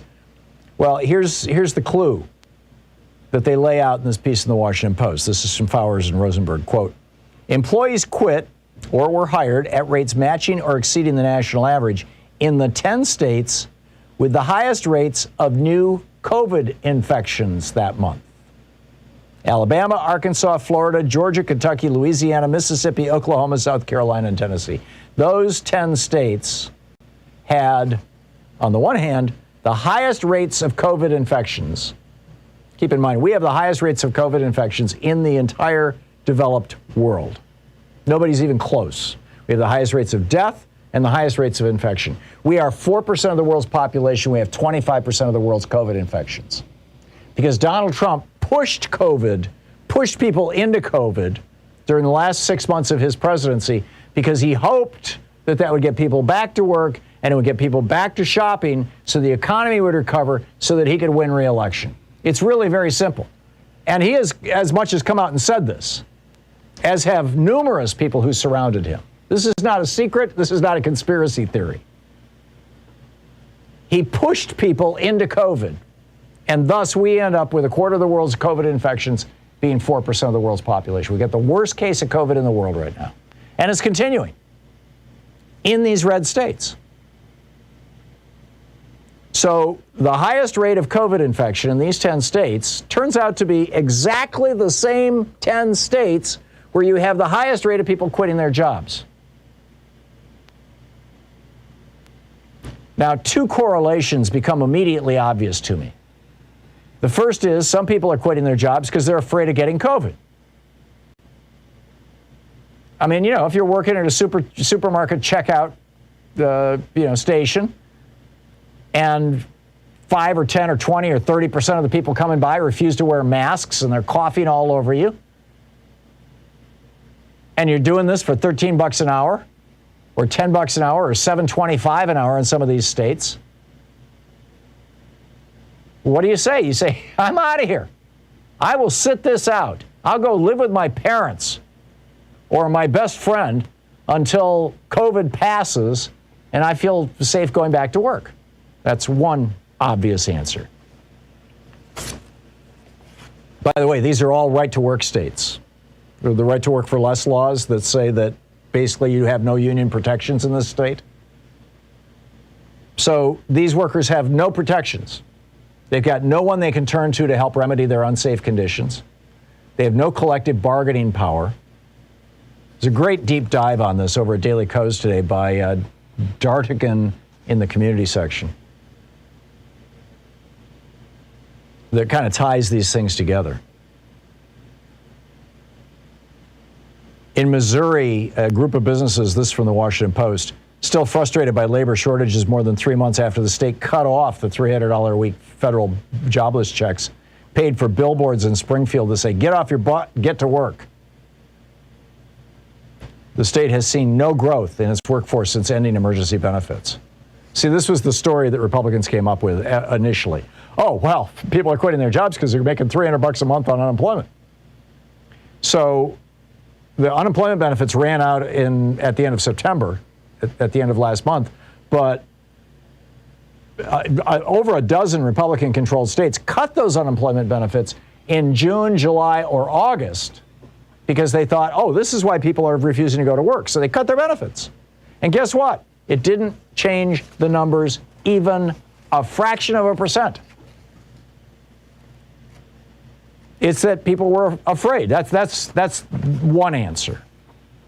The other answer, the other possible answer to why in these particular red states that are having really serious problems with COVID, running amok, infecting people like crazy, because the states don't have mask mandates, they don't have vaccine mandates. In fact, in many cases, they have laws against even allowing towns in those states from having their own local municipal mask mandates. The other reason has to do with what COVID does to you. And I think that might be a big correlation, too. I'll tell you about that right after this break with our geeky science. This is the Thom Hartmann Program. Here's a hint. It may well be disabling people in ways that make it difficult to work. I'll tell you all about it right after this. Stick around.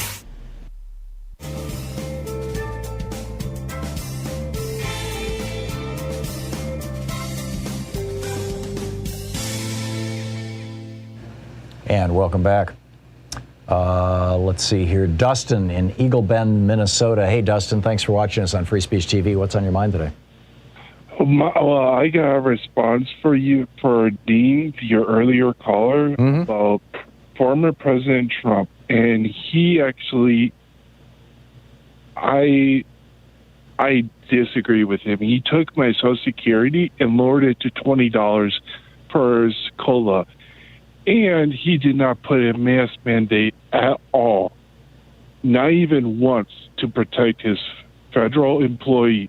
In March, Jared Kushner had organized this thing with Louis DeJoy where they were going to mail 5 masks to every family in America. They had already ordered them.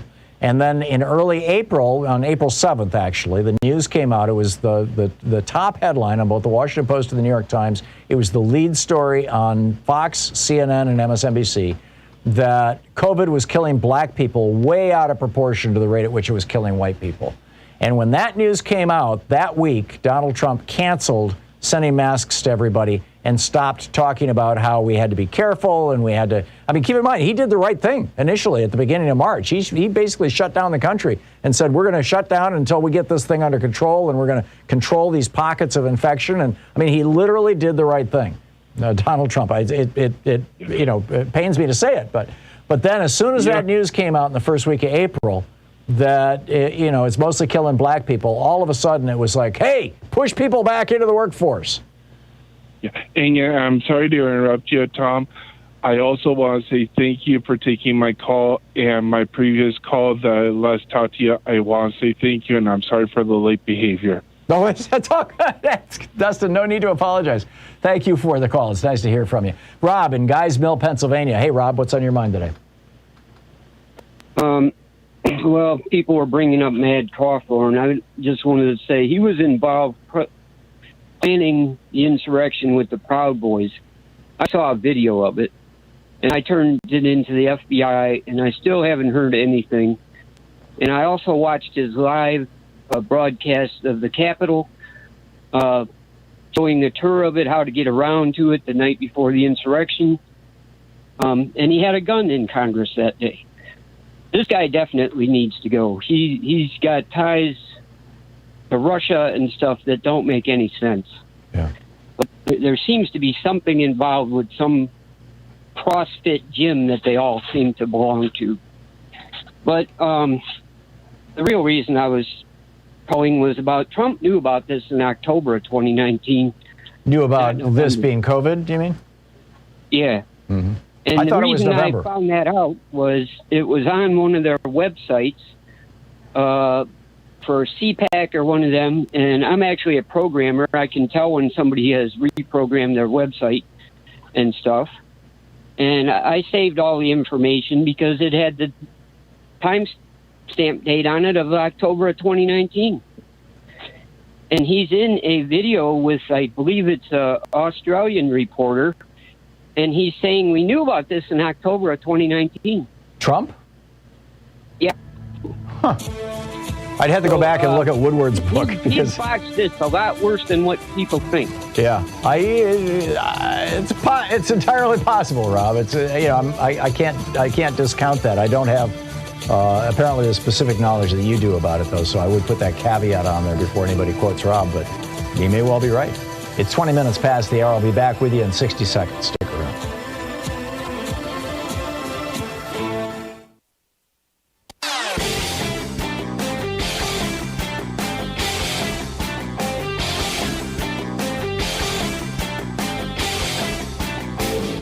Share the Thom Hartmann Program with your friends. We're available on SiriusXM, Free Speech TV, Pacifica, commercial stations nationwide, YouTube, Twitter, Facebook, on the Thom Hartmann app, and you can even tell your smart speaker to listen to the Thom Hartmann Program. So, I was asking the question, why is it that the 10 states that have the highest rates of COVID infection in the United States are also the 10 states where the majority of people who are quitting their jobs are quitting their jobs? Why would that be? I think the media has completely mangled this story, first of all. And they've tried to turn it into something that is, big and has to do with, is this the rebooting of an entire generation and, all this kind of... No, you've got 10 states that have really high levels of COVID infection, higher than any other country in the world in some cases, or any other country in the developed world, certainly. The problem, Brazil is skewing those numbers because Bolsonaro took the same path Trump did. Oh, yes, hydroxychloroquine, it's wonderful. You don't need a stinking mask. And now the Brazilian Senate is attempting to charge Bolsonaro with genocide, essentially, crimes against humanity. For the death of, I believe it's over 300,000 people in Brazil, and Brazil has a fraction of the population of the United States. But anyhow, so the question, why are these people quitting in these states? Well, obviously, number one, if you're in the middle of the worst part of a pandemic in the United States, you're going to be the most reluctant to go into work where you might get exposed. That's obvious. But then there's a second piece to this. Those people who are in those 10 red states that have the highest levels of people quitting, that by coincidence are mostly the states, I think there might be one or two exceptions there, but they're the states where they cut off the unemployment benefits early, 2 and 3 months early, thinking that would push people back into the workforce. It didn't. Those are the states where workers are more likely to get infected. So what are the consequences of getting infected? Well, a small percentage of people die, but it's give the devil his due. It's 1%, 1 out of 100. Now that's still a huge number. Right? I mean, there's at any given moment, there's 10,000 airplanes in the air over the United States on a typical business day. If 1 in 100 of them fell out of the sky, that's 100 airplanes crashing every single day, right? If I'm doing my math right. Do you think anybody would ever fly again if 100 airplanes crashed yesterday? Would today anybody get on a plane? I don't think so.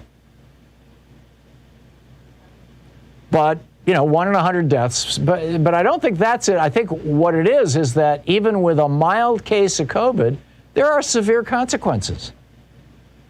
It's called long COVID, and here's one of the most frightening of them all. And I, as a person who I very much kind of live in my head, but I think that's true of all of us. I think the human condition is that as much as we think we live in the world, we also live in our heads.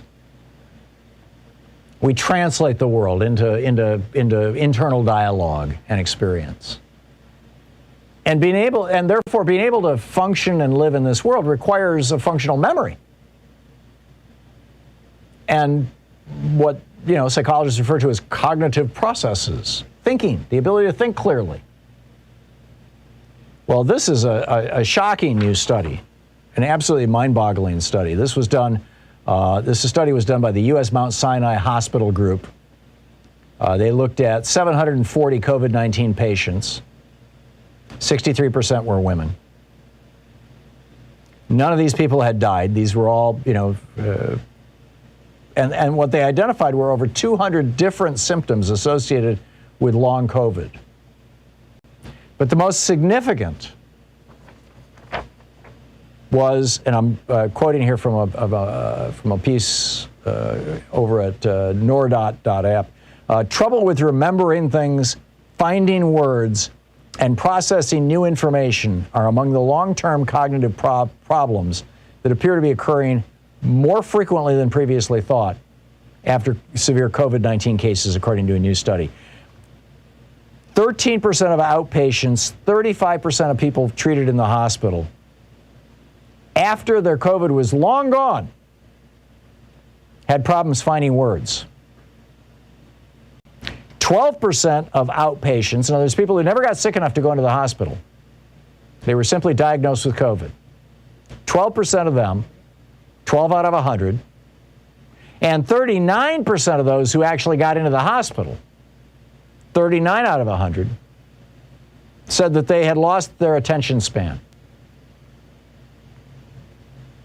They would get up from the couch on their way to the kitchen to get a glass of milk from the refrigerator or a glass of fruit juice, and halfway there they'd forget why they were walking into the kitchen, that kind of thing. 39% of hospitalized patients, 12% of outpatients. So in these 10 states where people were more likely to get COVID, they're more likely to have long COVID symptoms, which is affecting at the very minimum 10 to 13% of everybody who got COVID. And for the people who are hospitalized, between 35 and 39%. Well, if you've got that as a symptom, if you can't remember the conversation, in the middle of a conversation, you forget what you're talking about. If you can't remember words, how do you expect to go to work and do your job? You can't. So what do? You call up and you quit and you go on unemployment because really, you're unemployable. Your brain doesn't work anymore. This is one of the things that appears to be happening. in these red states. You're listening to the Thom Hartmann Program. Call 202-808-9925. Now, it'd be easy here to insert a joke about why red states are still supporting Trump because they're all brain damaged by COVID. I'll pass on that. We'll be right back.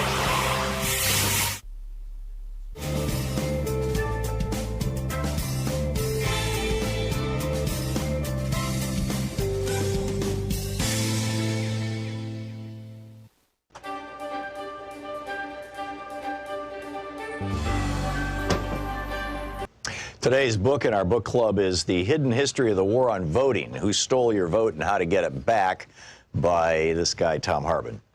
This is from chapter 1, or from the introduction, actually. In 2016, 6% of Americans who were eligible to vote nominated Donald Trump as the GOP's presidential candidate.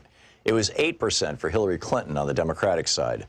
Trump went on to be elected president by 26% of eligible voters. The modern American oligarchs have largely stayed in power using three simple elements: explicit and overt racism, massive disinformation campaigns, and voter suppression. No ideas, no push for better schools, hospitals, airports, roads, or bridges, or reform of our health, energy, or financial systems. No promise of more and better jobs. None of these staples of past presidential campaigns can be found in pretty much any Republican advertising today. Instead, the public Republican message is all about race, or the subset of race, religion. Muslim stands in for brown Arab in GOP speak, and immigration, aka brown people from south of our border, and socialism. Meanwhile, Republican secretaries of state across the nation are vigorously purging voters from the rolls. Over 17 million, more than 10% of America's active voters, in just the 2016-2018 period, according to NBC News. After the After the 5 Republican appointees on the U.S. Supreme Court gutted the Voting Rights Act in 2013, 14 GOP-controlled states moved within a year, some within days, to restrict access to the vote, particularly for communities of color, students, and retired people. In North Carolina, for example, 158 polling places were permanently closed in the 40 counties with the most African-American voters just before the 2016 election, leading to a 16% decline in African-American early voting in that state. An MIT study found that nationwide, Hispanic voters wait 150% longer in line than white voters, and black voters can expect to wait 200% longer in line to vote. In Indiana, then Governor Mike Pence's new rigorous voter ID law caused an 11.5% drop in African-American voting. Students are suing for their right to vote, and retired people who no longer drive but care passionately about their Social Security and Medicare are being turned away at the polls by the hundreds of thousands because their driver's licenses have expired. The obvious failure of 40-plus years of Reaganomics and GOP policies to maintain a functional middle class in America has been a problem for the modern GOP. In 1974, for example, the GOP had outright control of only 7 states. The message, elect us and we'll help the rich people, just didn't generally resonate with American voters. It's the reason why, outside of the fluke elections of 46 and 52, Democrats controlled the House of Representatives outright for 3 generations, from 1933 to 1996, and controlled the Senate for most of that time.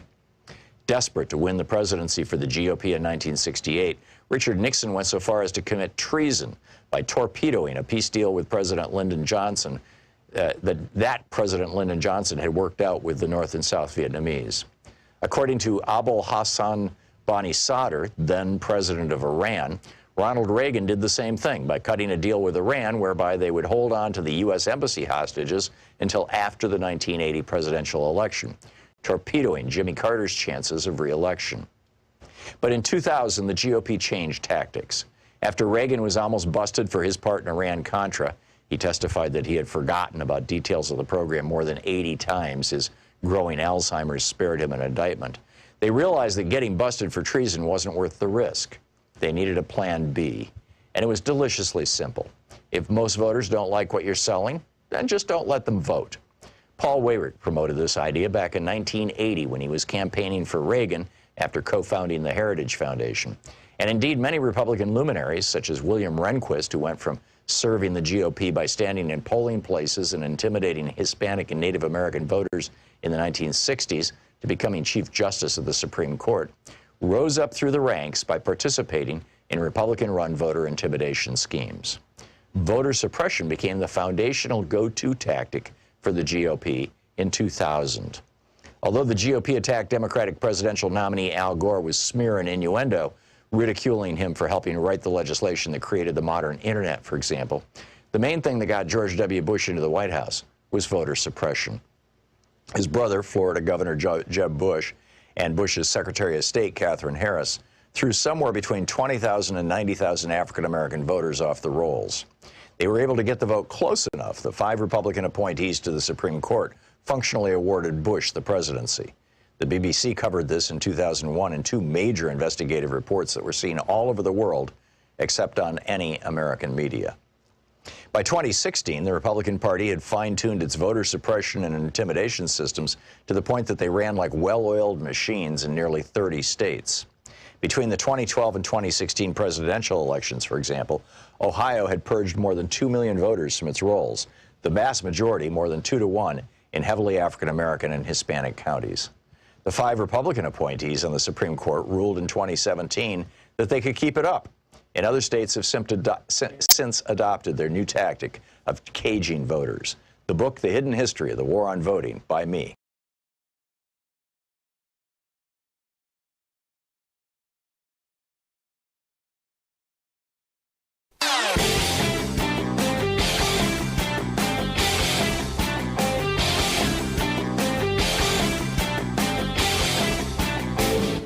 Change starts with you. You can be calling your Democratic or Republican representatives to let them know what you think by calling 202-224-3121. It's the Capitol switchboard. It'll get you right through to them. So we have a new video op-ed over at ThomHartmann.com. So have you ever heard of molnupiravir? It's a new drug that actually looks like it reduces the probability that you will end up hospitalized or dead from COVID-19. It's a 5-day course. You take a pill every day for 5 days. It costs Merck, the company that is selling it, $17.74 to make that 5-day, 5 pills.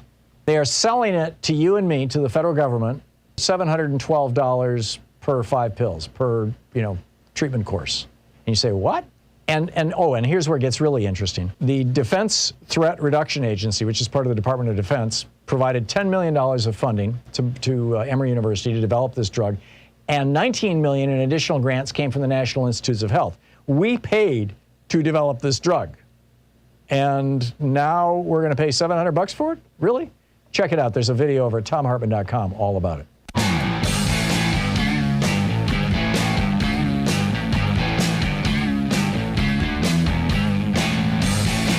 Oh, my goodness. Welcome back. Oh, I've got, since we're speaking of memory, by the way, somebody tweeted me saying memory vitamins are flying off the shelves in the pharmacies, and so they've had to put them under the counter. And I'm like, really? Is this a national trend, or does this just happen where you live? I don't know. I just replied to that tweet. But apparently damaging your memory is one of the biggest consequences of getting COVID, which is a pretty disconcerting thing. Turns out there's one other thing that can damage your memory. This is another a fascinating study. This is published. Hang on just a second. Let me get the details here. It was supported by the National Institutes on Aging, the Ohio Agricultural Research and Development Center, and was published by Ohio State University. 4 weeks on a diet of highly processed food led to a strong inflammatory response in the brains of aging rats that was accompanied by behavioral signs of memory loss. This is fascinating. They gave rats a diet that mimicked ready-to-eat human foods. Things like frozen entrees, frozen dinners. You think, oh yeah, there's a lot of vegetables in this frozen dinner, but it's been processed to death, right? It's like dead food. They say, pasta dishes, pizza, deli meats, potato chips. So they fed this kind of all-American or standard American diet, this SAD diet, to these rats. And very rapidly, the rats started experiencing cognitive problems, thinking problems. Here, this is a quote from the study. These findings indicate the consumption of a processed diet can produce significant and abrupt memory deficits, and in the aging population, rapid memory decline has a greater likelihood of progressing into neurodegenerative diseases such as Alzheimer's disease. By being aware of this, we can limit processed foods in our diets and increase consumption of foods that are rich in the omega-3 fatty acid DHA to either prevent or slow that progression. DHA is the one of the two fatty acids, along with EPA, that you find in fish oil. But there's also vegan sources of it. I think flaxseed oil is one of them. And it turns out that they gave one group of rats this, all-American diet, and within 4 weeks their memory was gone or going. And they gave another group of rats normal rat chow as the control group, and they didn't lose their memory, aging rats and young rats both. And then they gave the third group of rats the crappy diet with fish oil, with DHA supplementation, omega-3 fatty acid supplementation. And those rats experienced a much less significant decline in memory function. Now, they go out of their way to say, don't think, therefore, that you can eat a crappy diet and just take some fish oil pills and everything will be good. In fact, they talk about how this actually has to do with genes. DHA is an omega-3 fatty acid present in fish oil and other seafood. Among DHA's multiple functions in the brain is a role in fending off an inflammatory response. This was the first study of its ability to act against brain inflammation caused by a processed food diet. And then they go on to say activation of genes linked to a powerful pro-inflammatory protein. That would be a bad thing, right? Protein and other markers of inflammation were significantly elevated in the hippocampus and amygdala in the older rats that ate the processed diet alone compared to the young rats on any diet and the aged rats that ate the DHA supplemented processed foods. The older rats forgot having spent time in an unfamiliar space within a few days, a sign of problems with contextual memory in the hippocampus, and did not display anticipatory fear behavior to a danger cue, suggesting abnormalities in the amygdala, which is where we process fight or flight stuff. So, it's an absolutely fascinating study. And, the main thing that it highlights is the importance of eating a diet that is, mostly raw or unprocessed food, lots and lots of salads, fresh vegetables, fresh fruits, things like that. So, for what it's worth, following on brain science. So let me pick up your phone calls here. Kevin in Durham, North Carolina. Hey, Kevin, what's on your mind today? Hey, Tom. So I meant to call you last week because I was so enraged over what Condoleezza Rice had to say about critical race theory, which, a simple Google search would show you that it's not even taught in K through 12 schools. But the other thing that enraged me was her saying that we need to move on from January 6th. And, of course, now you have this report that members of Congress may have been involved in planning it. Correct me if I'm wrong, but wasn't she former national security advisor? Yeah, to George W. Bush. And she has an Exxon tanker named after her. Maybe it's Chevron. She's got an oil tanker named after her because that was her gig before that. Well, and I believe that she also was saying that we need to have more Benghazi hearings. Because, there's still more questions about that, but, she wants to move on from something that happened Yeah, her time has passed, Kevin, and, I get that you're enraged by it, but I think her time has passed, and the thing that concerns me are the people who actually have power right now who are doing these things. But, Kevin, thanks for the call, and thanks for pointing it out. James in St. Petersburg, Florida. Hey, James, what's on your mind today? Hey, Tom. You talked the last hour. Can you hear me? I can, yes. All right, thank you. You talked the last hour a little bit about Lincoln and what the sedition going on during Lincoln's time. And I'm kind of curious, how long was it, do you remember, between the time they rounded up the people that they knew were involved in the sedition and marched them to the gallows? You're talking about the conspirators with the assassination of Lincoln? Yes.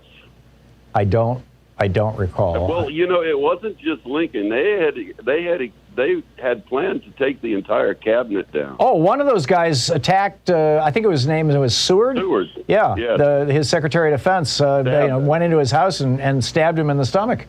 Right. But the plan was to take the entire cabinet down. Correct.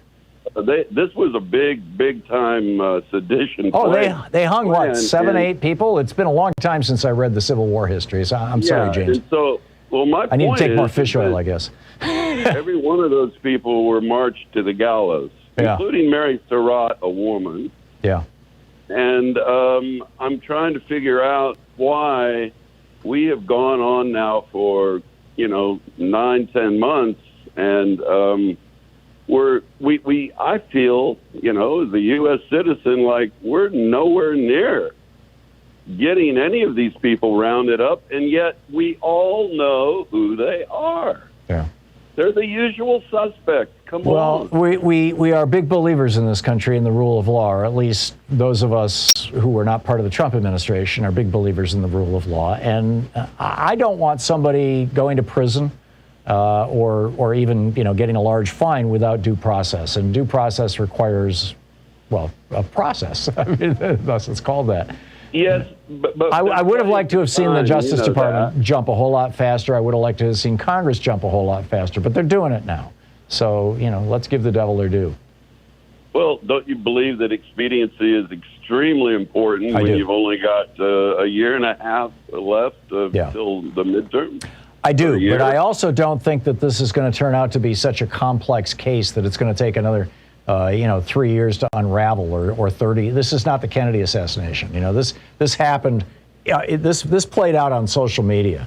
Facebook seems to have been the major part of this, and at least according to this whistleblower from Facebook.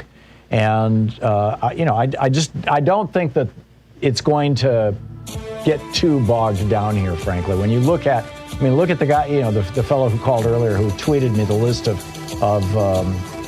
testimony that they're having before the January 6th Commission in Congress. That's pretty mind-boggling. And they are moving along, and they are moving along fast. So, well, thanks a whole lot for taking my call, and I appreciate my pleasure, James. Good to talk to you. Thank you. I'm not bummed out about this. I'm okay with it. You're listening to Thom Hartmann. Visit ThomHartmann.com for audio and video archives. India is slowly figuring out how outrageous all of this is, and that's probably a good thing, too. We'll be right back.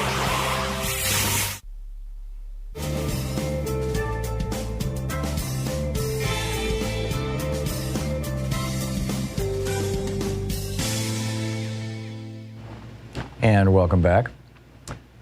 Eric in Erie, Pennsylvania. Hey, Eric, what's on your mind? Hey, afternoon, Tom. Thanks for taking my call.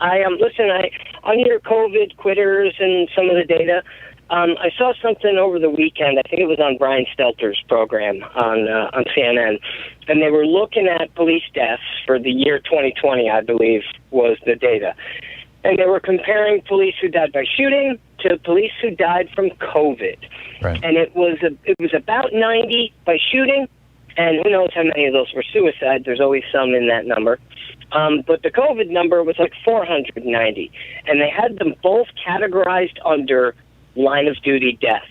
And I want to know if you know, or if there's maybe somebody out there who knows, are cops dying from COVID, are their families getting full line of duty benefits for life? Presumably. I mean, if they're calling it a line of duty death. But hey, this was, you had cops out there during COVID, who were they were on the front lines. They should get that. Yeah, but if they refused vaccine, these guys had first access. Yeah, but we're not talking, if you're looking at 2020 statistics, you're looking at people who are entirely pre-vaccine.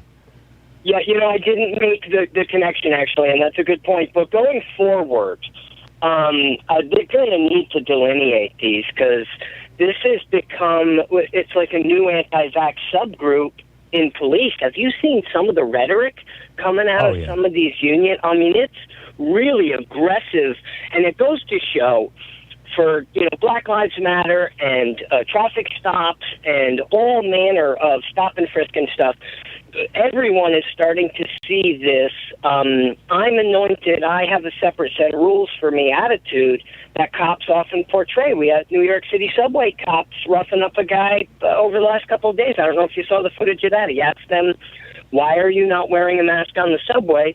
They grabbed him and threw him out the emergency door. Whoa. No, I didn't see that. I mean, but, yeah, these cops, it's gotten pretty good circulation if you Google it, New York subway cops. And it's a guy, he was, as far as the video shows, he was polite and kind of conciliatory and said, hey, why aren't you guys wearing a mask? It's required on the train. And they just grabbed him and strong-armed him.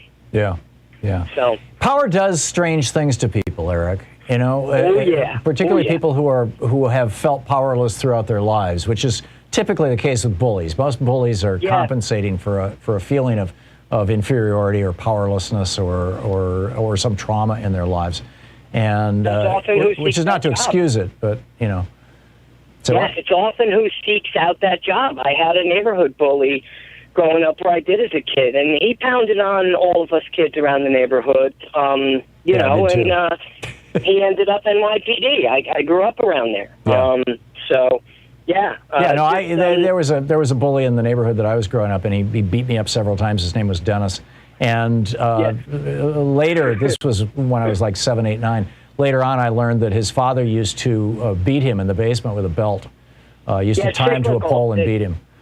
It's cyclical. Well, you know, my dad was a cop, and I got whacked with the belt. Probably not as many times as I had it coming to me. Yeah. And I ended up a funeral director. Yeah. So, okay, Eric. No I just didn't want to be around people. Yeah, no kid deserves to be hit with a belt. I just put that on the record. Eric, thanks for the call. Thanks for the call. Good to hear from you. And Joe in McMinnville, I'm going to pick you up on the other side of this break. We'll be right back. It's 49 minutes past the hour. Stick around.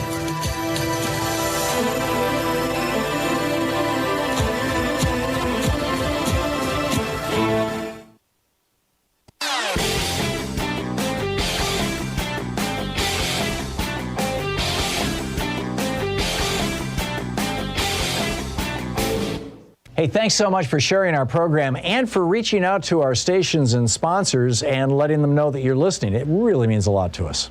Hey, we've got a new video up over at ThomHartmann.com about Big Mail-In. You heard about this? Now, I'm not talking about the George Bernard Shaw play that got made into the movie My Fair Lady and all that kind of stuff. No, this is a PR firm in France. And, you know, when you hear from Americans that, oh, we could never put Donald Trump in jail because only third world countries do that. France is not only not a third world country, they're our oldest ally. And they just convicted their former president for the second time of fraud and corruption around the way he was running his campaigns. Nicolas Sarkozy. They just convicted him a second time. Now, he's appealing both of them. He's, you know, walking around with an ankle bracelet. But, you know, I've got all the details on this video over at ThomHartmann.com. You can check it out. But, you know, again, next time somebody says, we can't put Trump in jail, tell them, hey, France did.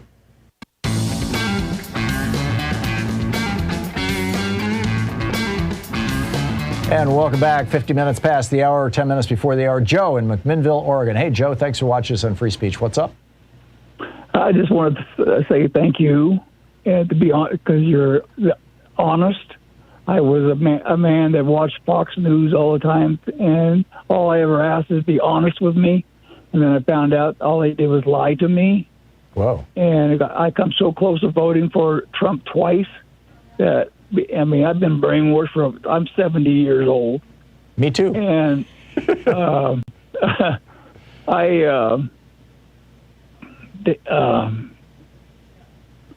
have had two stepdads just like Trump, and so I've been brainwashed all my life, apparently. Yeah. And so Joe, how did you break out of the Fox News bubble? My wife. She did it. I've been married 3 times now, and my wife. I wish I'd have met her. I'm 13 years older than her, but. You know, anyway.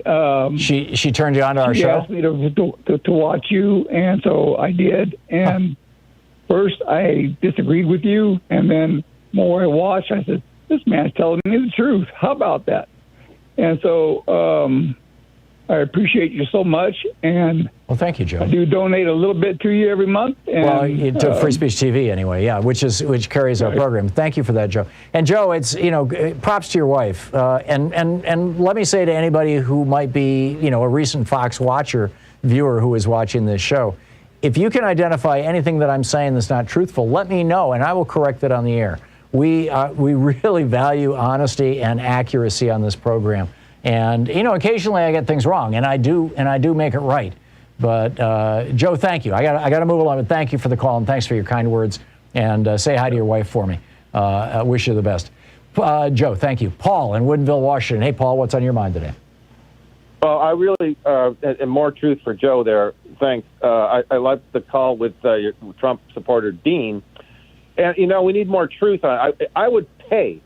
I move that if Dean calls back, that Tom gives him a full segment, because I really want to hear a long debate. I was willing to do that, Paul. His phone was breaking up so badly that I couldn't tell what he was saying. It was real unfortunate, because I thought, wow, I've got a conservative here who is not trying to scream obscenities at me or shout me down, which is what usually happens, Yeah, and the whole thing about the Trump economy, that's the other big lie, that it was so great. Trump's economy was not as good as Obama's second term. Correct. As a matter of fact, in the third and fourth quarter of 2019, before COVID hit, he was flirting with recession. Yep. The highest quarter that Trump had was second quarter of 2019, was 3.1% growth.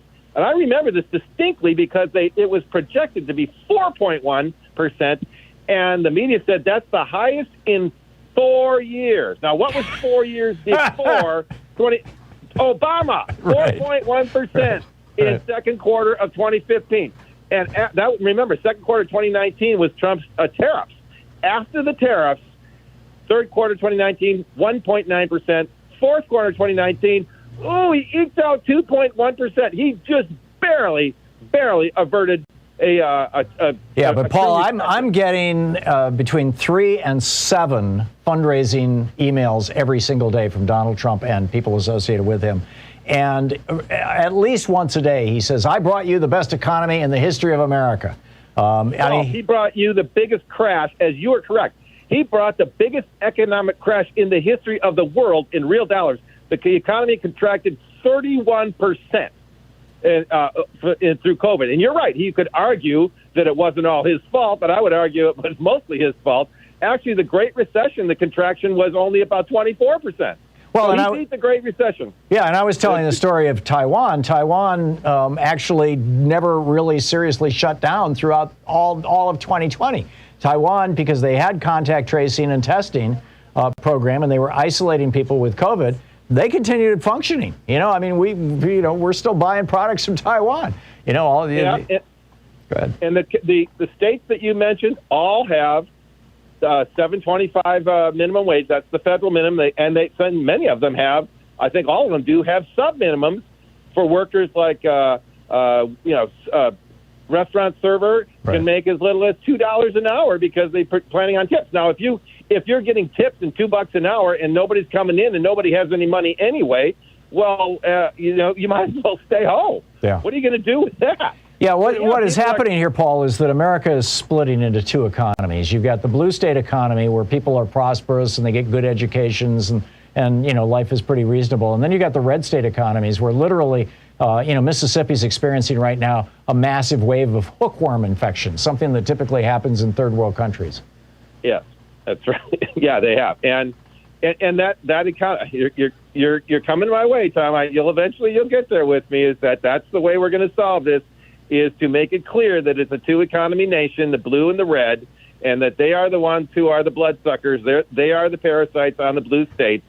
I'll get into this later because I know you're out of time. But we're destined for authoritarianism, Tom, because a democratic republic is dependent on the fact that everybody agrees to play nice in the sandbox.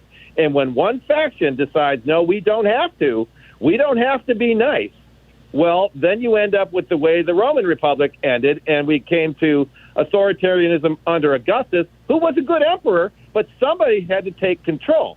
And the way I'm saying, they're saying I don't have to be nice. I went to one of those school board meetings in enemy territory, Tom, last summer, and a guy wanted to fight me, literally because he was yelling, "We don't have to be nice." Wow. And I said, "We heard you the first time." He told me to shut the F up, right in my face. Wow. And he wanted to fight. And now, I mean, just some amazing reporting on how right-wing billionaires are actually funding this whole movement to attack school boards. It's incredible. Paul, thank you. It's always good to hear from you. We'll be back. Stick around.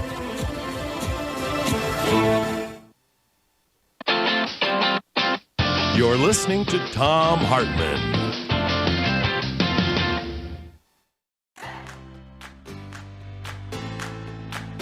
These companies support the Thom Hartmann Program. They are HelloFresh, the #1 meal kit delivery service. More info at HelloFresh.com, code TOM.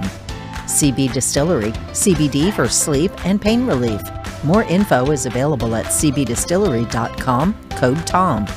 Ground News, a well-rounded perspective for newsreaders. More info at ground.news/Tom. Angie, for any project on your to-do list. More info at Angie.com. Dinovite, a whole food supplement for your pet's immune system. More info at Dinovite.com. And ExpressVPN, the VPN that just works. More information at expressvpn.com/Tom.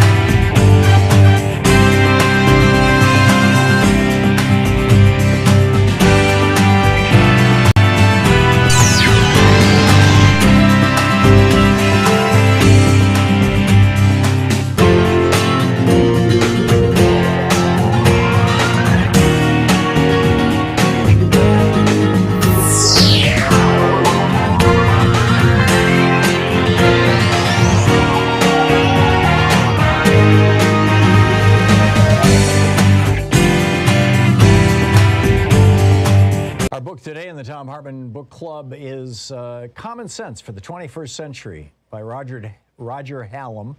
The subtitle, Only Nonviolent Rebellion Can Now Stop Climate Breakdown and Social Collapse. This is from the foreword. I was there for the past 20 years. Climate activism. It didn't work. We protested in our hundreds of millions. It didn't work. We raised billions to reach people and politicians. It didn't work. We signed countless online petitions. They didn't work. We looked to the United Nations to resolve the crisis. It didn't work. We trusted progressive politicians and their reforms. That didn't work. Al Gore had a big concert and a PR campaign. It didn't work. Countless NGOs, non-governmental organizations, did their best, and it didn't work. I worked with green NGO campaigns, champagne environmentalists, and lying politicians. I was wasting my time. I had a clue back in 2007 that there might be a fundamental flaw with the reformist approach. The problem with the political influence of the industrial billionaires like the Koch brothers and other fossil fuel bosses. It was another warm night in Los Angeles. I was invited to an exclusive event. A Tesla Roadster prototype was going to be shown to press and guests. We took turns riding around the block. I watched in amazement as the Tesla was at the end of the street in the blink of an eye, with barely a sound. I felt like a caveman seeing a television. Incredible. While I was working on a campaign in 2007, I had an idea for how to save the world with a massive music event and a huge fundraising effort led by celebrities to fund the biggest PR campaign to save the environment. It would be a huge global event, just like Live Aid. I sought out a prominent journalist at the Tesla event to tell about my scheme and bask in the glory of his praise. The journalist was Vijay Vithswaram from The Economist, now a life member of this Council on Foreign Relations. After listening carefully to my concept, he smiled and laughed. I was stunned. Laughter? How could I be so wrong? VJ wasn't being cruel or unkind. He thought I was naive. He said, the fossil fuel industry has enough money to outspend any public relations campaign you might try by 100 times. He carried on talking, but I had stopped listening. I had my answer. He was right. Crestfallen, I sheepishly nodded and walked away. Over the next 12 years, I watched as fossil fuel companies used their vast financial capital to buy political parties, trick NGOs into fruitless schemes like the U.S. Cap and Trade Initiative, sow doubt about climate science in the public discourse, and slow policy reform to a snail's pace. Their strategy worked. As climate skepticism continued to spread, climate change mitigation dropped down voters' priorities. With Trump and Putin in power, it was over. I quit climate campaigning. Then I heard about Extinction Rebellion closing 5 bridges in London. Then they closed central London in April 2019. This was something different. I met Roger Hallam and he explained his ideas for a radical plan to create real change. This included, first, tell the truth. Climate skepticism was pushed by the mainstream media, which spread doubt on climate science like a plague, leaving inaction in its wake.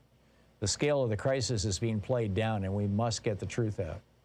Second, nonviolent civil disobedience. We need to get arrested, tens of thousands of us, more. No more protests, no more petitions. Instead, nonviolent civil disobedience, lots of it, and on a large scale. Close down cities until the politicians take action, or until the people do. Third, universalism. In other words, the ecological and climate crisis should not be owned by any political ideology, culture, age, or gender. As Roger Hallam says, we all have a stake in the future. We should all be allowed to engage in action. I was convinced. We need a new approach to save ourselves and the planet. We need to spark a worldwide rebellion. We need some common sense for the 21st century. That foreword was written by, quote, anonymous climate activist. So this now is the introduction to the book. It is time to grow up and see the world as it is. There are some things which are undeniably real. There are some things we cannot change, and one of those is the law of physics. Ice melts when the temperature increases. Crops die in a drought. Trees burn in forest fires. Because these things are real, we can also be certain about what the future holds. We are now heading into a period of extreme ecological collapse. Whether or not this leads to the extinction of the human species largely depends on whether revolutionary changes happen within our societies within the next decade. This is not a matter of ideology, but of simple math and physics. The United Nations has estimated that we need to reduce carbon emissions by half within a decade to have a 50% chance of avoiding a global catastrophe.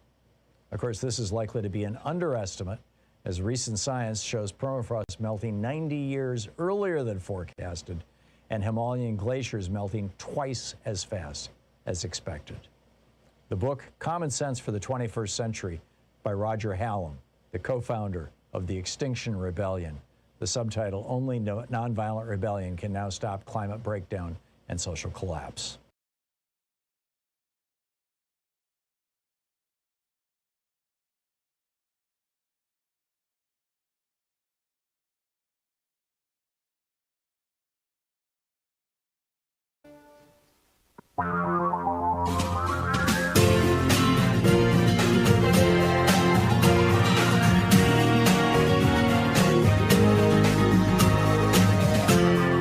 This is the Thom Hartmann Program. And welcome back to the third hour of our program. Get back to your phone calls in just a minute, but this story falls into the kind of the category of conspiracy or coincidence. Or maybe it would be better to say coincidence or conspiracy. Here's what's going on in Virginia. You know, they've got an election next Tuesday, a week from tomorrow, in Virginia, first Tuesday of November. For the there's a bunch of state offices that are up for grabs, but the main one is the governor's race. And you got Terry McAuliffe, who used to be was the former Democratic governor of Virginia, then went on to become the head of the Democratic Party, the DNC. and has, kind of kicked around politics for most of his life. He's been on the show a number of times. He's not my favorite Democrat. He's kind of a neoconservative, or historically was kind of a neoconservative Democrat. But increasingly, even the neocon Democrats are becoming Joe Biden Democrat. I mean, Joe Biden was, right? And now he's becoming kind of a Bernie-crat. The Democratic Party is actively, right across the board, largely, going back to its progressive roots, to LBJ's Great Society, to Franklin Roosevelt's New Deal. Wouldn't it be nice if the Republican Party could go back to its progressive roots, go back to Teddy Roosevelt's Square Deal, But anyhow, dream on, Hartmann. Yeah, I get it. So there's an election next week, and it's a real high-stakes election, and you've got Democrats and Republicans running. And one of the things that we know about mail-in voting is that, broadly speaking, right across the country, Fox News tends to be a primary information source for Republican voters, and Fox News minimizes the importance of vaccines and masks. And so, as a consequence of that, Republican voters are less likely to ask for an absentee ballot and vote by mail. And Democratic voters, on the other hand, get most of their news from, at least the cable universe, from CNN and MSNBC and Free Speech TV. And as a consequence, they understand the dangers of COVID, and they're more likely to say, I'd really rather not go vote in person. Please send me a ballot. So if you can diminish the number of mail-in ballots, you diminish the number of Democratic voters. Now, that part is not conspiracy theory. That is well known, and it's one of the reasons why there have been 33 laws passed now in 19 states making it harder to vote. And the one thing in particular that is common among all those 19 states is that they're making it harder to get an absentee ballot. They're making it harder to send in an absentee ballot. In some cases, they're requiring people to have like a photograph of their driver's license or a scan of their driver's license. And then in a couple of states, even that you have to go to a notary, to like a bank, and have that notarized as, yes, this is actually his driver's license. And then you mail that in with your mail-in ballot. So they're doing everything they can to make it hard for mail-in voting, because that's something that Democrats are using during this time of pandemic. And then, of course, we have Louis DeJoy, the Postmaster General, who has, who dismantled over 200 high-speed sorting machines that cost millions of dollars each to slow down the mail just in time for Donald Trump's election. This was part of the Trump plan, and it's fairly well known now. Some pieces of it still, I suppose, fall into the category of conspiracy theory, but it was clearly discussed in the Trump White House. And so now in Virginia, the Democratic Party just filed a lawsuit. They did this Friday, right after we got off the air, so I'm picking it up here on Monday. They are saying that there are a couple of counties, Albemarle County and Portsmouth County, that went Democratic in the last election, in the last governor's race in 2017.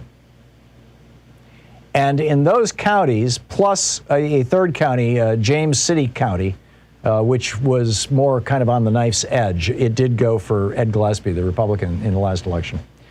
But in these three counties, the Democratic Party is saying that up to a quarter of all the ballots that were requested by people have not yet been delivered to them by the post office. Now, the post office received the ballots. This is a quote from the lawsuit. Quote, "Thousands of ballots delivered to postal facilities by the general registrars weeks ago are still outstanding, and weeks later have not yet even been scanned into the United States Postal Service's system. Even if these voters do eventually receive their ballots before Election Day," which, keep in mind, is next Tuesday, "the slowdowns promise that they will not have sufficient time to send them back with assurance that they will arrive in time to be counted." And then the lawsuit goes on to say, "And even if the ballot reaches the appropriate election officials before the receipt deadline, if the official identifies any issues that require remediation before it can be counted, the voter will have run out of time to rectify the problem." Sometimes people forget to sign their ballots, or, they whatever. They mark two things the wrong way, or they mark something, or they put X's rather than filling in circles or whatever. And typically what happens is the election people, if there's enough time, they'll contact those voters and say, you messed up your ballot. You want to try again? And get it right. But in Virginia, because Louis DeJoy's post office, these ballots were dropped weeks ago. And they haven't even been scanned into the system to be delivered in these three counties. These three counties that probably will be the counties that decide the outcome of the Virginia election. What the hell is going on with the post office? I'm sharing this with you from a story over at CNN Politics. It's titled, Virginia Democrats Sue USPS Over Delayed Delivery of Election-Related Material. And this is pretty shocking stuff. Glenn Youngkin, of course, is the Republican in that race running against Terry McAuliffe. Glenn Youngkin is a full-blown Trumpy Republican who has been basically refusing to talk about being a Trumpy Republican, and instead has been talking about how schools should not mandate masks and should not teach critical race theory. And of course, critical race theory is not taught in any elementary school, middle school, or high school in the United States. Never has been. Zero. None. Critical race theory is a part of the education in law school, and it has to do with how essentially structural barriers in the law have a racial impact. So this is, critical race theory is like this kind of esoteric law school class that you can take. It is not taught in any school, any public school in America, and never has been. Never.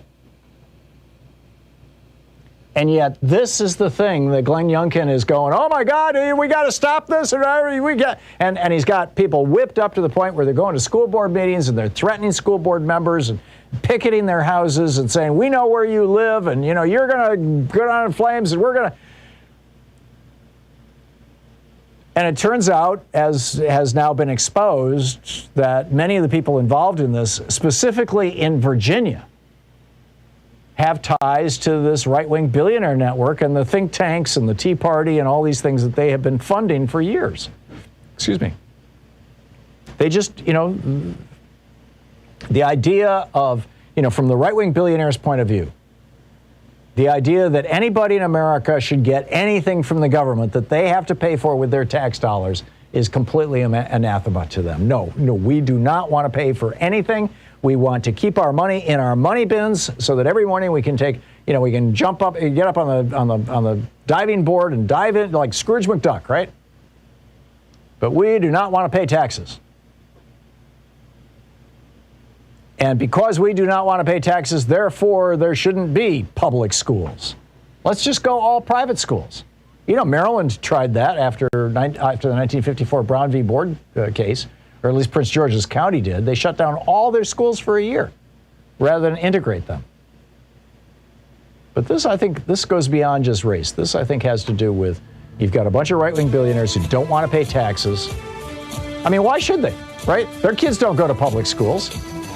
They don't go through public airports. They fly in private jets. They don't even have to go through security. Why should they care about any infrastructure in the United States? They don't, actually. That's what it comes down to. But now another, multimillionaire, Louis DeJoy, apparently messing with this. This is the Thom Hartmann Program. Now, to be fair, the Postal Service is saying, we don't know what you're talking about. But they're not denying that this mail has not gone through. This is a mess.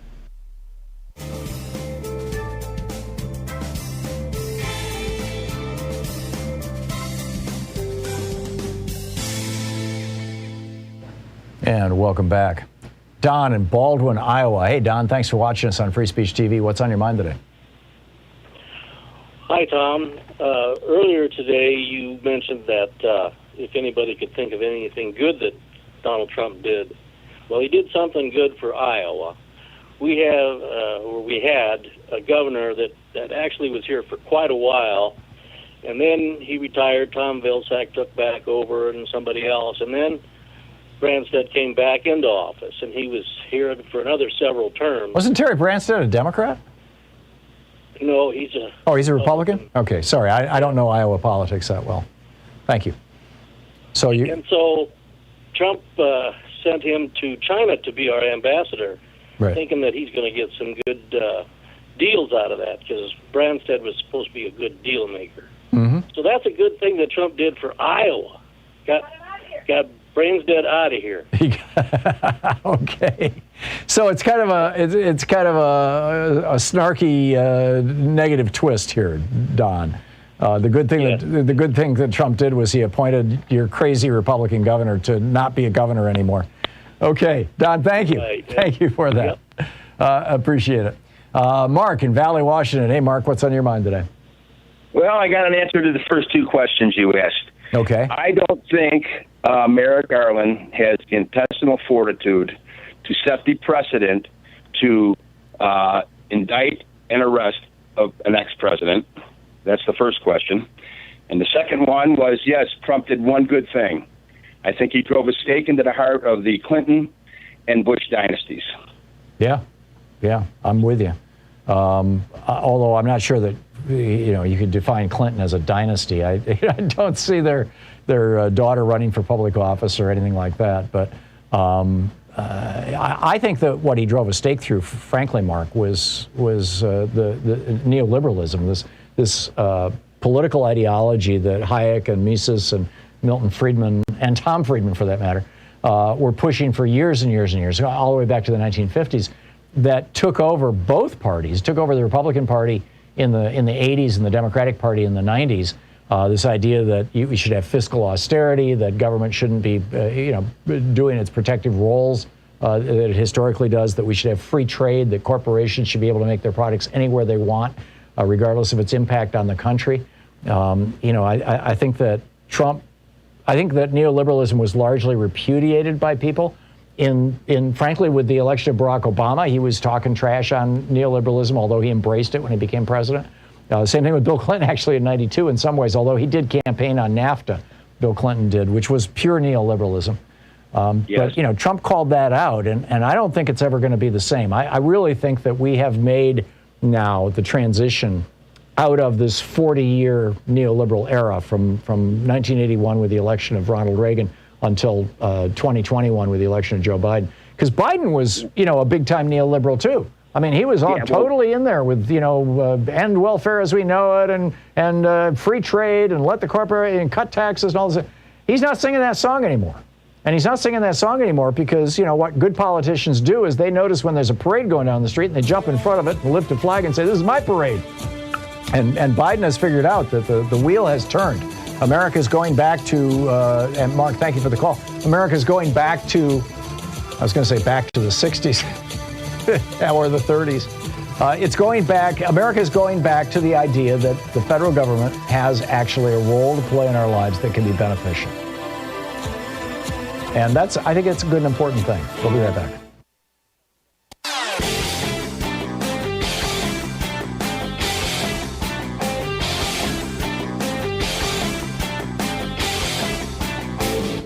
Missed my opening rant today? It's usually published over at HartmannReport.com, where you can read it and share it with your friends for free. Check it out, HartmannReport.com.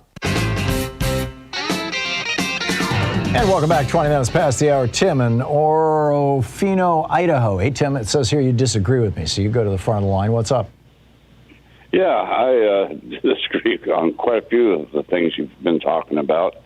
But, pick one? Well, okay, I believe that the way Biden is trying to go around the Constitution and all these Democrats want to grab the guns, I believe this is the perfect reason why the Second Amendment was written in the Constitution. So how is Biden trying to go around the Constitution, Tim? Oh, well, he's done a lot of things that are unconstitutional. Can you name one? Mandating. Where does he have the right to mandate that people have to get their shots?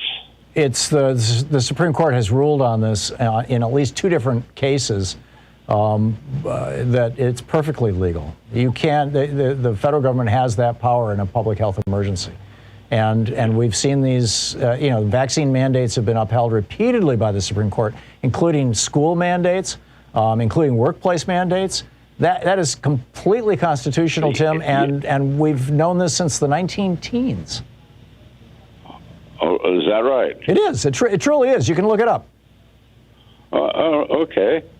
So what else has he done that's unconstitutional? One other thing I really wanted to talk about is the voting. They flip out when, the Democrats, geez, you shouldn't have to show ID to vote. Oh, and the COVID, we can't get down there. Well, you know what? Those people, they get to the grocery store. You got to show ID to open a bank account, to cash a check.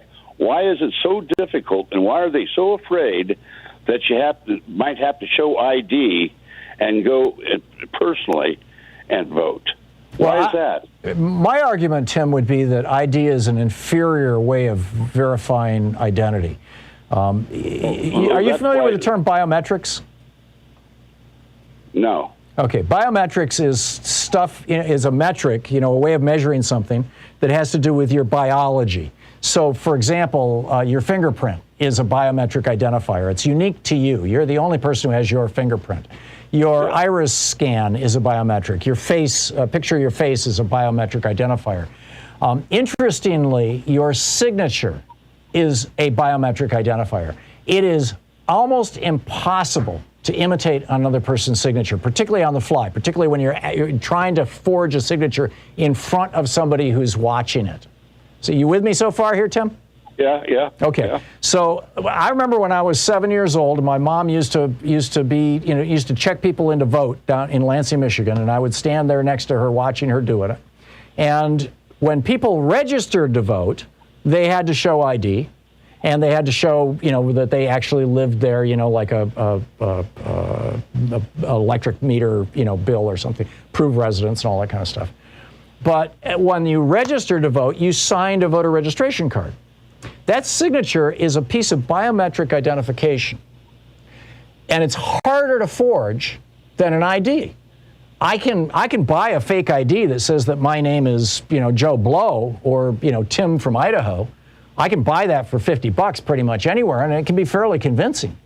And I could go in and vote with it in theory, but there's no way that when I go in to vote, when the person checking me in is looking at the card that I signed 10 years ago when I first registered to vote, and I'm now signing in to vote, if my signature doesn't match, that's a biometric failure.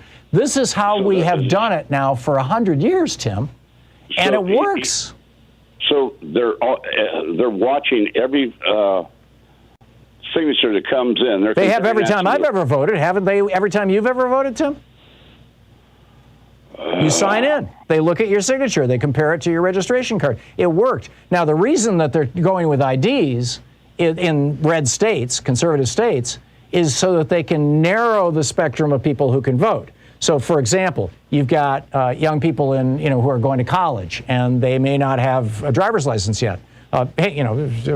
Typically most people do. I'll give you that. But they may not have a driver's license, but they do have an ID from the state college. But they're saying, no, you can't use that because students are more likely to vote Democratic. But if you've got a concealed weapons permit, which doesn't even require proof of citizenship in many states, you can vote with that. Because, people who have concealed weapon permits are more likely to vote Republican. This is a scam, Tim, and you've been sucked into it. We had a system that worked just fine. Biometric identification, signature matching. And Republicans are running around going, you can't trust those signatures.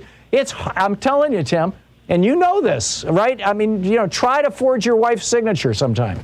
You can't do it. Especially, you can't do it in 10 seconds while somebody's watching you. We have a really good system for voting.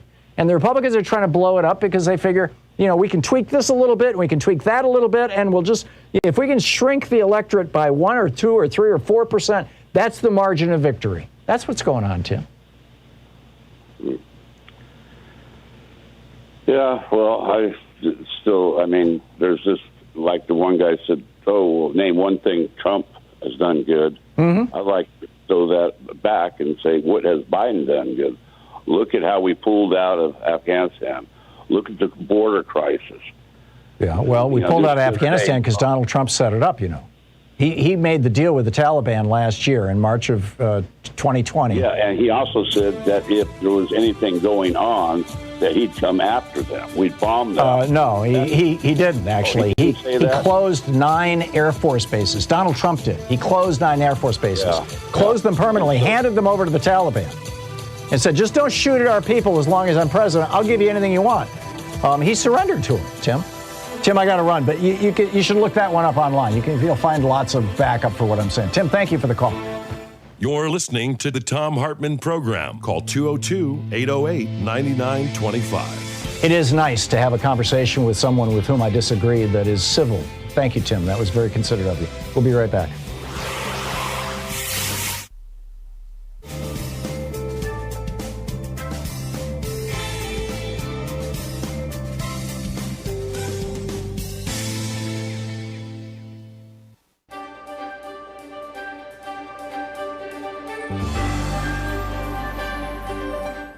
For our Thom Hartmann Book Club excerpt today, we're reading from Ed Morales' new book, Fantasy Island, Colonialism, Exploitation, and the Betrayal of Puerto Rico. This is from the first chapter. There was never any doubt that the United States wanted Puerto Rico for its own when it began a war with Spain near the turn of the 20th century.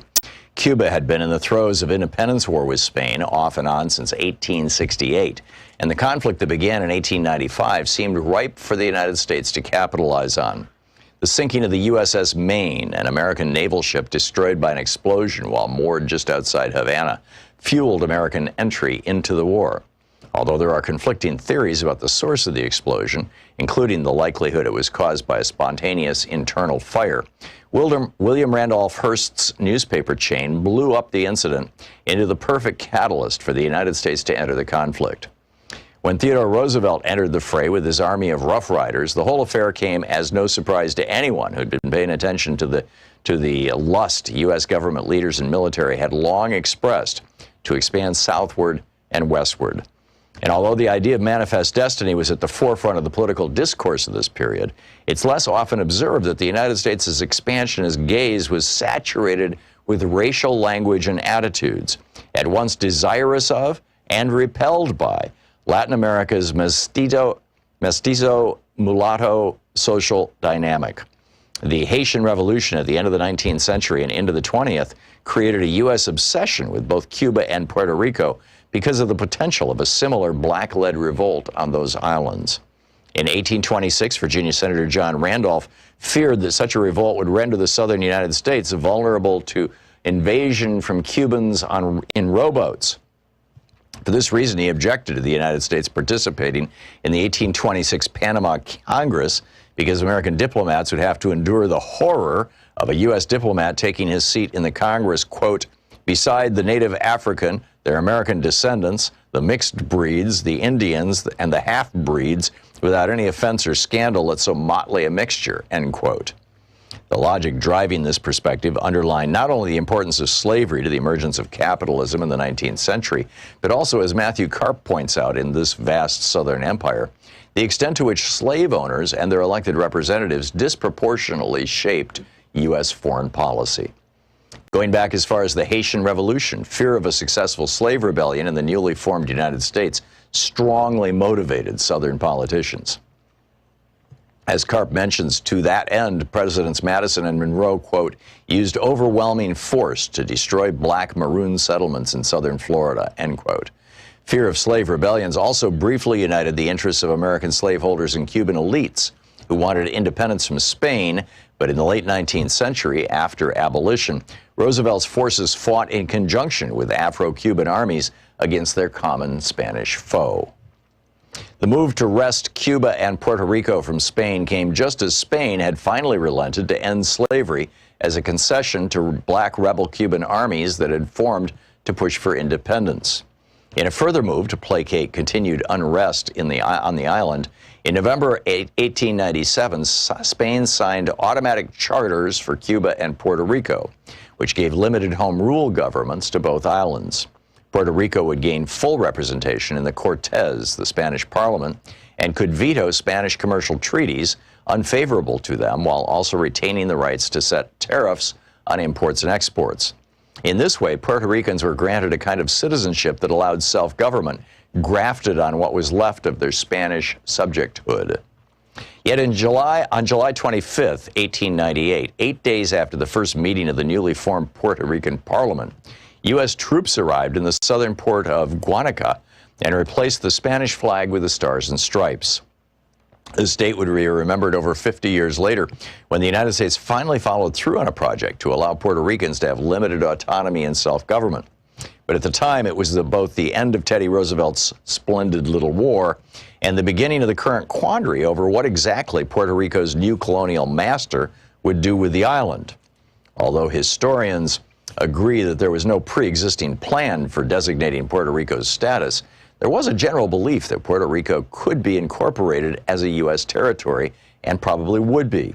This led many to assume that it would follow a similar path to statehood as former territories like Florida and Louisiana. At the very least, it would, by acceding to military control, receive, quote, the advantages and blessings of enlightened civilization, end quote, as Puerto Rico's first military governor, Nelson A. Miles, declared 3 days after the landing of Guanica.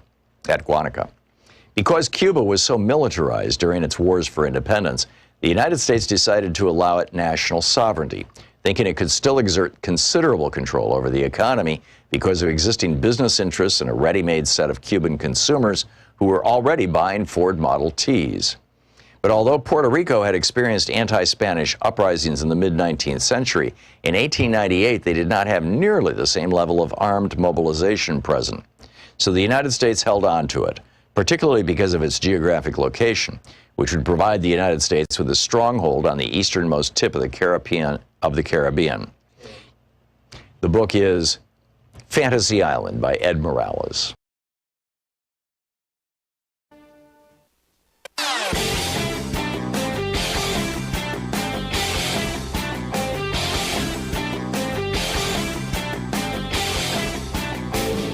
Our 1 hour free podcast recaps our show, and it's available wherever fine podcasts are found. And we have the full 3 hour podcast available over at thomhartmann.com if you want to really support our program. Welcome back. 34 minutes past the hour, and picking up your phone calls here. Carol in Kootenai County, Idaho. Am I saying that right, Carol? Yes, Tom. And I've spoken to you before. I'm a regular viewer and thank you. Fundraise donor, or a fundraiser donor also. But you spoke earlier about a situation having to do with well, it was like you were surmising or put forth the ideas that the Republican counties have, or the Republican states have some of the highest unemployment rates. And you specifically had talked about, the reasons why that could be. And I wanted to say, I think you were exactly right on your thinking, correct thinking regarding that. And I'm a perfect example of that. I don't know if you're familiar with, but our governor tried to institute a mandate to wear masks early on. Mm-hmm. And he had a terrible problem with it because we have a kind of a weird situation like the John Adams, George Washington situation where they didn't really work together. This is the governor and his cabinet or his attorney general or secretary? Yes, lieutenant governor. Lieutenant governor, exactly. It's like a weird situation. We moved here like 8 years ago or so. And the governor, Governor Little, he's a conservative, but he's kind of a real moderate conservative and really tried to institute a mask mandate. Mm-hmm. And the lieutenant governor, there's a continual battle going on between the two of them. Whenever he tries to leave the state to go for governor meetings or requirements that he has for his job, he's, from my opinion, living here, he's been a pretty upstanding person, and I'm an independent. Mm-hmm. But whenever he leaves the state, she totally rescinds his laws. It's a lady, and she totally, I don't care what she is, male, female, whatever. But the point is, she rescinds his laws and totally goes rogue.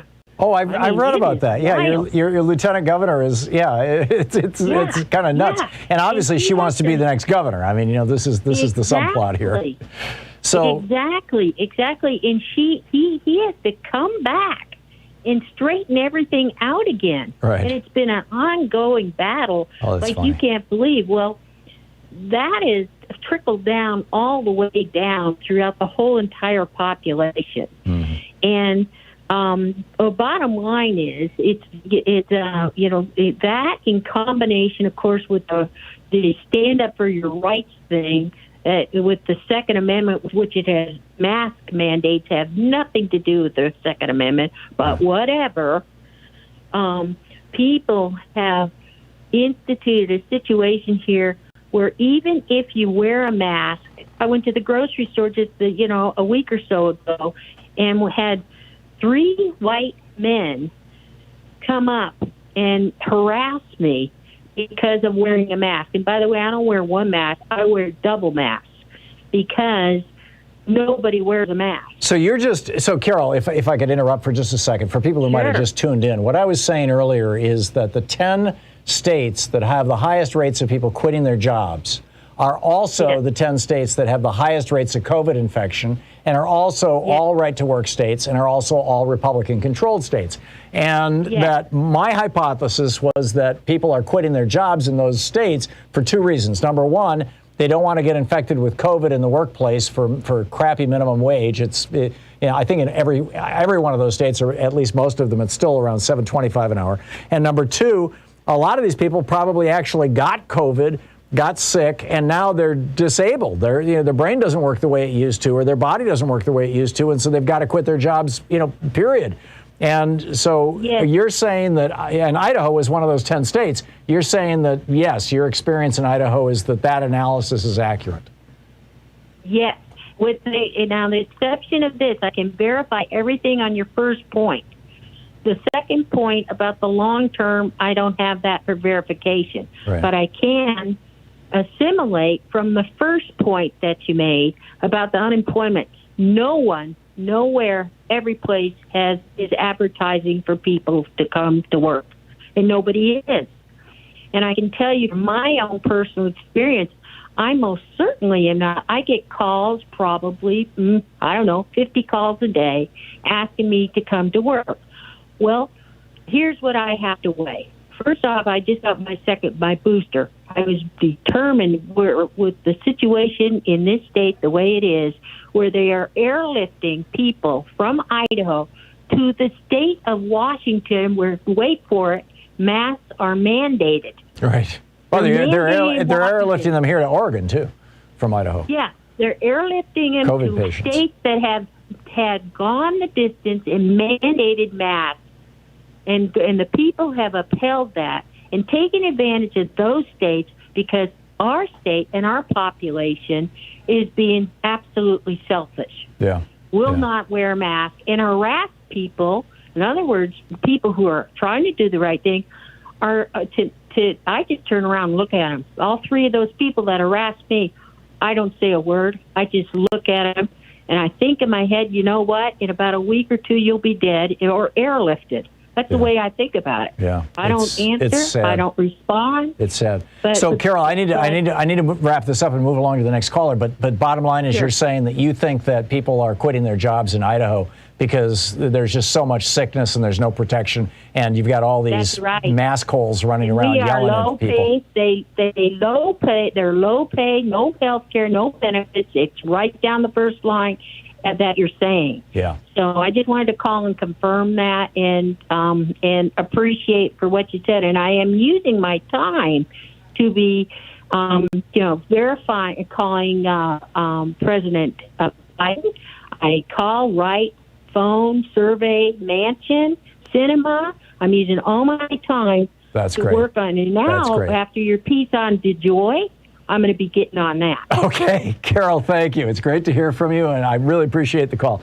Matt in St. Louis, Missouri. Hey, Matt, you've got a report on the job situation in Missouri?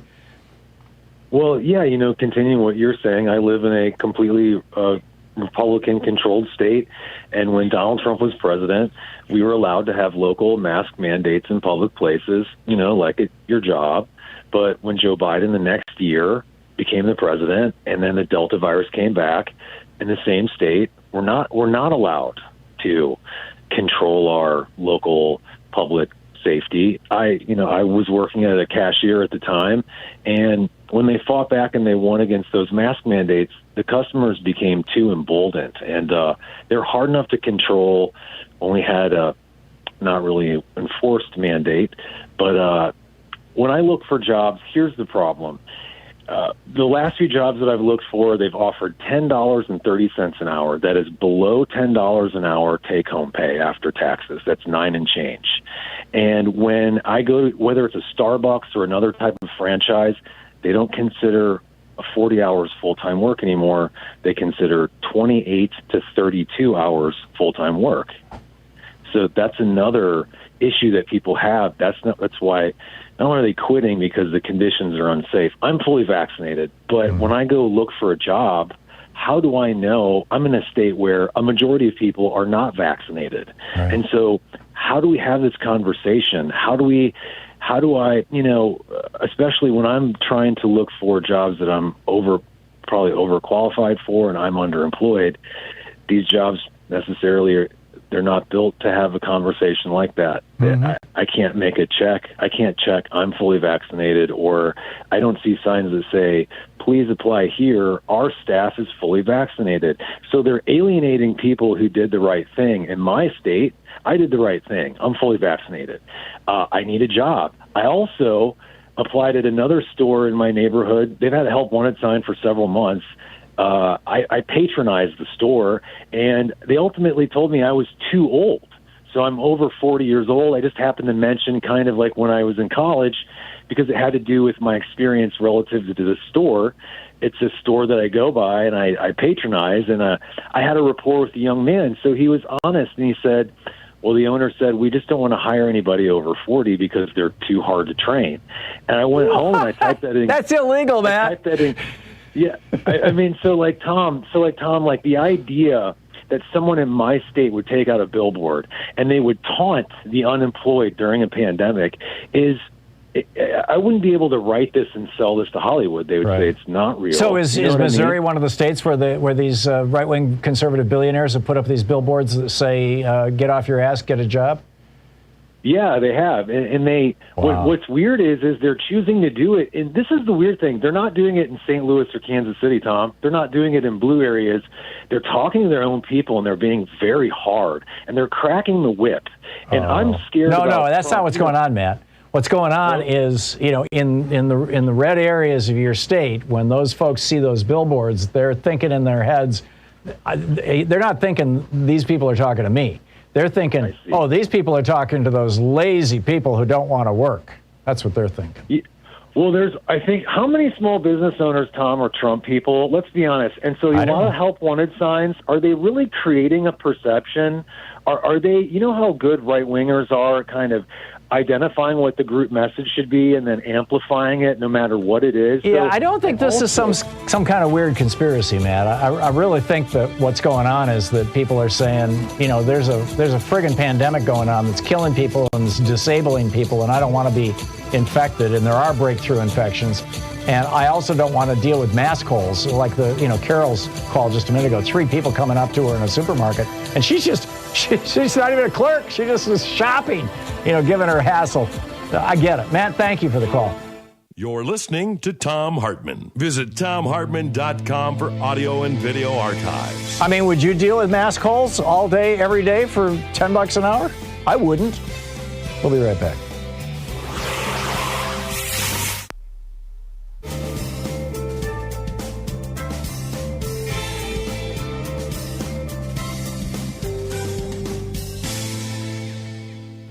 And welcome back.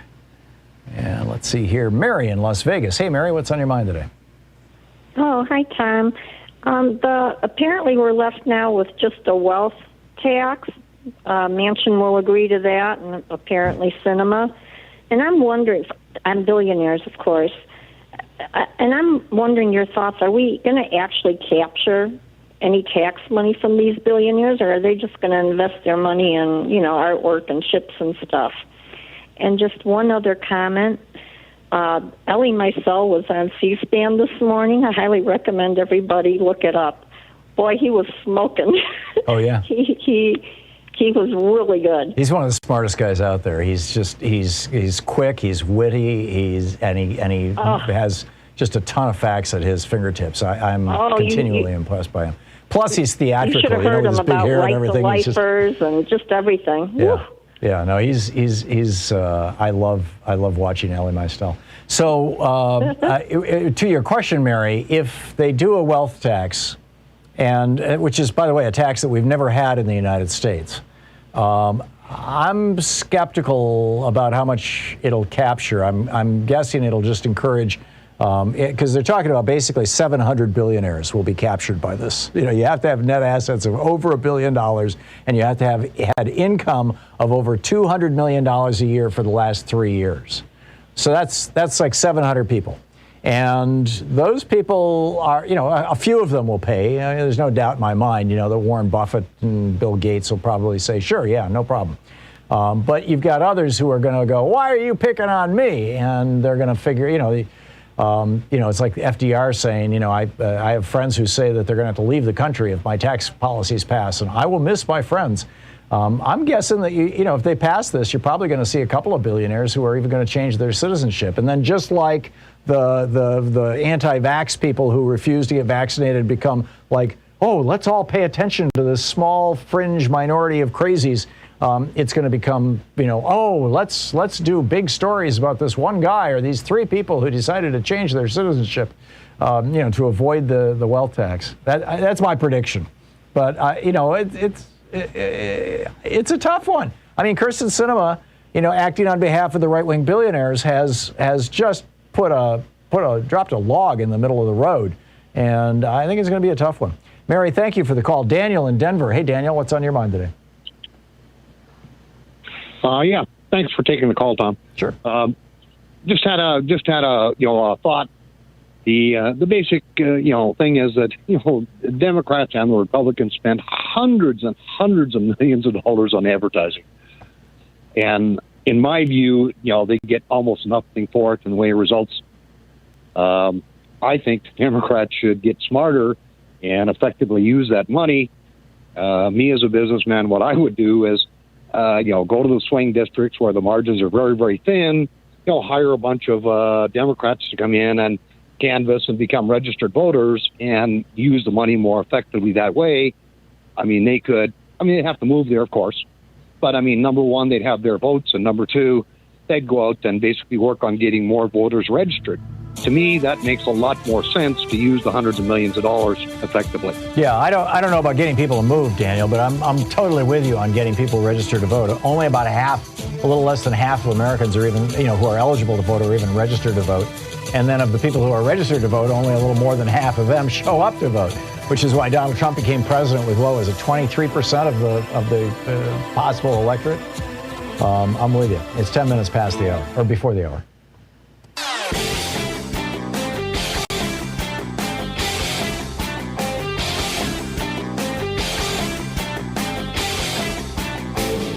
Change starts with you. You can be calling your Democratic or Republican representatives to let them know what you think by calling 202-224-3121. It's the Capitol switchboard. It'll get you right through to them. So we've got a new video up over at thomhartmann.com for supporters of our program about the 14th Amendment and the debt ceiling. And just kind of riddle me this one, Batman, right? The 14th Amendment reads, and I'm taking out the parts that specifically refer to pensions and bounties, for services suppressing the insurrection, because it came out of the Civil War. But the 14th Amendment reads, in part, the validity of the public debt of the United States shall not be questioned. In other words, Congress, you can't take actions that might cause the public debt not to be paid. You can't refuse to raise the debt ceiling, is how I read that. The debt ceiling, of course, didn't even exist when they wrote the 14th Amendment. That came along in 1917. But I think this is raising some really important questions, and I dig into it in this video over there. You can check it out. It's all over at thomhartmann.com.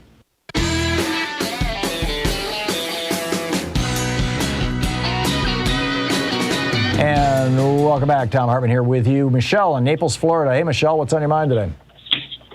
Hey, Tom, I was listening to you talk about the Dems suing Virginia post office. Yeah. And Larry Sabato has been on Twitter for 3 weeks complaining about not getting his ballot.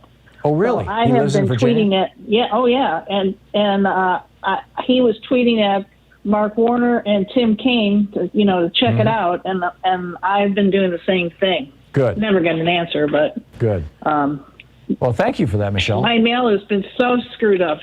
Oh, yeah. Well, this is Louis DeJoy's plan. Destroy the post office. Exactly. And, this is a privatization plan. It's let's raise the stock value of UPS and FedEx. And by the way, Louis DeJoy's trucking company, which he gave a contract to the post office. It's so corrupt, it's insane. Michelle, thanks for that. Thanks for that kind of inside information. I did not know about Larry Sabato and that he was saying that. Zeke in Portland, Oregon. Hey, Zeke, what's on your mind today? Well, first, I just wanted to say I read your rant this morning about the Republicans, fascists, and the cruelty, and brilliant analysis. I don't know how you do this, the volume you do, the quality, I don't know, but you do it. But that's not why I called. I just wanted to make a point about this business of ID for voting. Mm-hmm. When I registered to vote in Oregon, it was at that point that I had to really identify myself. Correct. When I vote by mail, all I'm doing via my signature is proving that I'm the person that ID'd when I registered. Correct. That's the appropriate point at which you show identification, is when you register. When I lived in Florida, same thing. I ID'd at registration, and then I would sign the book back in the analog days when I voted at the precinct, and it was done. Yeah. This business of making people show things like a driver's license, when you're a senior whose driver's license has expired, that's just a fascist attempt to suppress the vote. That's all it is. I just wanted to make that point. Pure and simple, Zeke. When Louise and I moved to Washington, D.C., the first time I went to vote, and I changed my voter registration, and the first time I went to vote, I showed up and I had my driver's license with me, right? I carried it around in my pocket all the time. That wasn't enough. They wanted to see some federal ID, because my driver's license was an old Oregon driver's license. They wanted to see some federal ID and proof that I lived there. So I walked back home. This is like, a 20-minute walk to where I voted. Walked back home, got my Social Security card and my utility bill. We were living in a marina at the time for the boat. Or no, I got the rent receipt from the marina. And I went back to vote, and they said, no, that rent receipt from the marina is not an acceptable form of ID. You have to bring me a utility bill. And I said, I don't get a utility bill. I pay the utilities to the marina, not to the utility. And so this is my receipt. And they're like, that's not good enough. So then I had to go, I went through the list of what can I get. It turned out I could use a telephone receipt. So I went back home and back to the boat and found that 3 trips to friggin' vote. I mean, it's nuts. And a lot of people will just say, no, forget it. And here's the key to the whole thing. This is the 360, Sean. This is 1980 in Dallas, Texas, in a church in Dallas, Texas. Paul Weyrich, the co-founder of the Heritage Foundation, he was working on the Reagan campaign. Now, many of our Christians have what I call the goo-goo syndrome, good government. They want everybody to vote. I don't want everybody to vote. Elections are not won by a majority of people. They never have been from the beginning of our country, and they are not now. As a matter of fact, our leverage in the elections, quite candidly, goes up as the voting populace goes down. There you go. And that was the official position of the Reagan campaign in 1980. And the Republicans have just been carrying that forward ever since. So, Zeke, thanks a lot for the call. It's nice to hear from you. Terry in Chicago. Hey, Terry, what's on your mind today? Hey, Tom, thanks for taking my call. Sure. Let's not forget, in talking of the points that are driving up the unemployment claims in the states, is the Republican mentality of, I got mine, good luck to everybody else. and they rail about socialism and people getting free stuff, but they're the first ones to elbow their way to the front of the line. And I know people that have literally said, I'm not going to go back to work because I can get unemployment. I can do just as well on that. Why should I work? But you can't do just as well on that, Terry. Unemployment pays diddly compared to actually having a job. I agree with that, but that's the mentality. And I've talked to people that said that. They just don't want to work if they don't have to, if other people are getting unemployment. Well, if my option is living really tough on unemployment versus getting exposed to a deadly disease and making just a little bit more money, I'd probably take the unemployment. Terry, thank you for the call. I really think that this is all about there's a friggin' pandemic. Have you noticed? That's what I think it's all about. Thanks so much for being with us today. We'll be back tomorrow, same bat time, same bat channel. In the meantime, don't forget democracy is not a spectator sport. It does, this is the whole idea. Demos, right? People, it's all about us, you and me. Get out there, get active, tag you're it, and tell your friends how to find good progressive media. We'll see you tomorrow. You've been listening to Thom Hartmann. For audio and video archives, visit thomhartmann.com.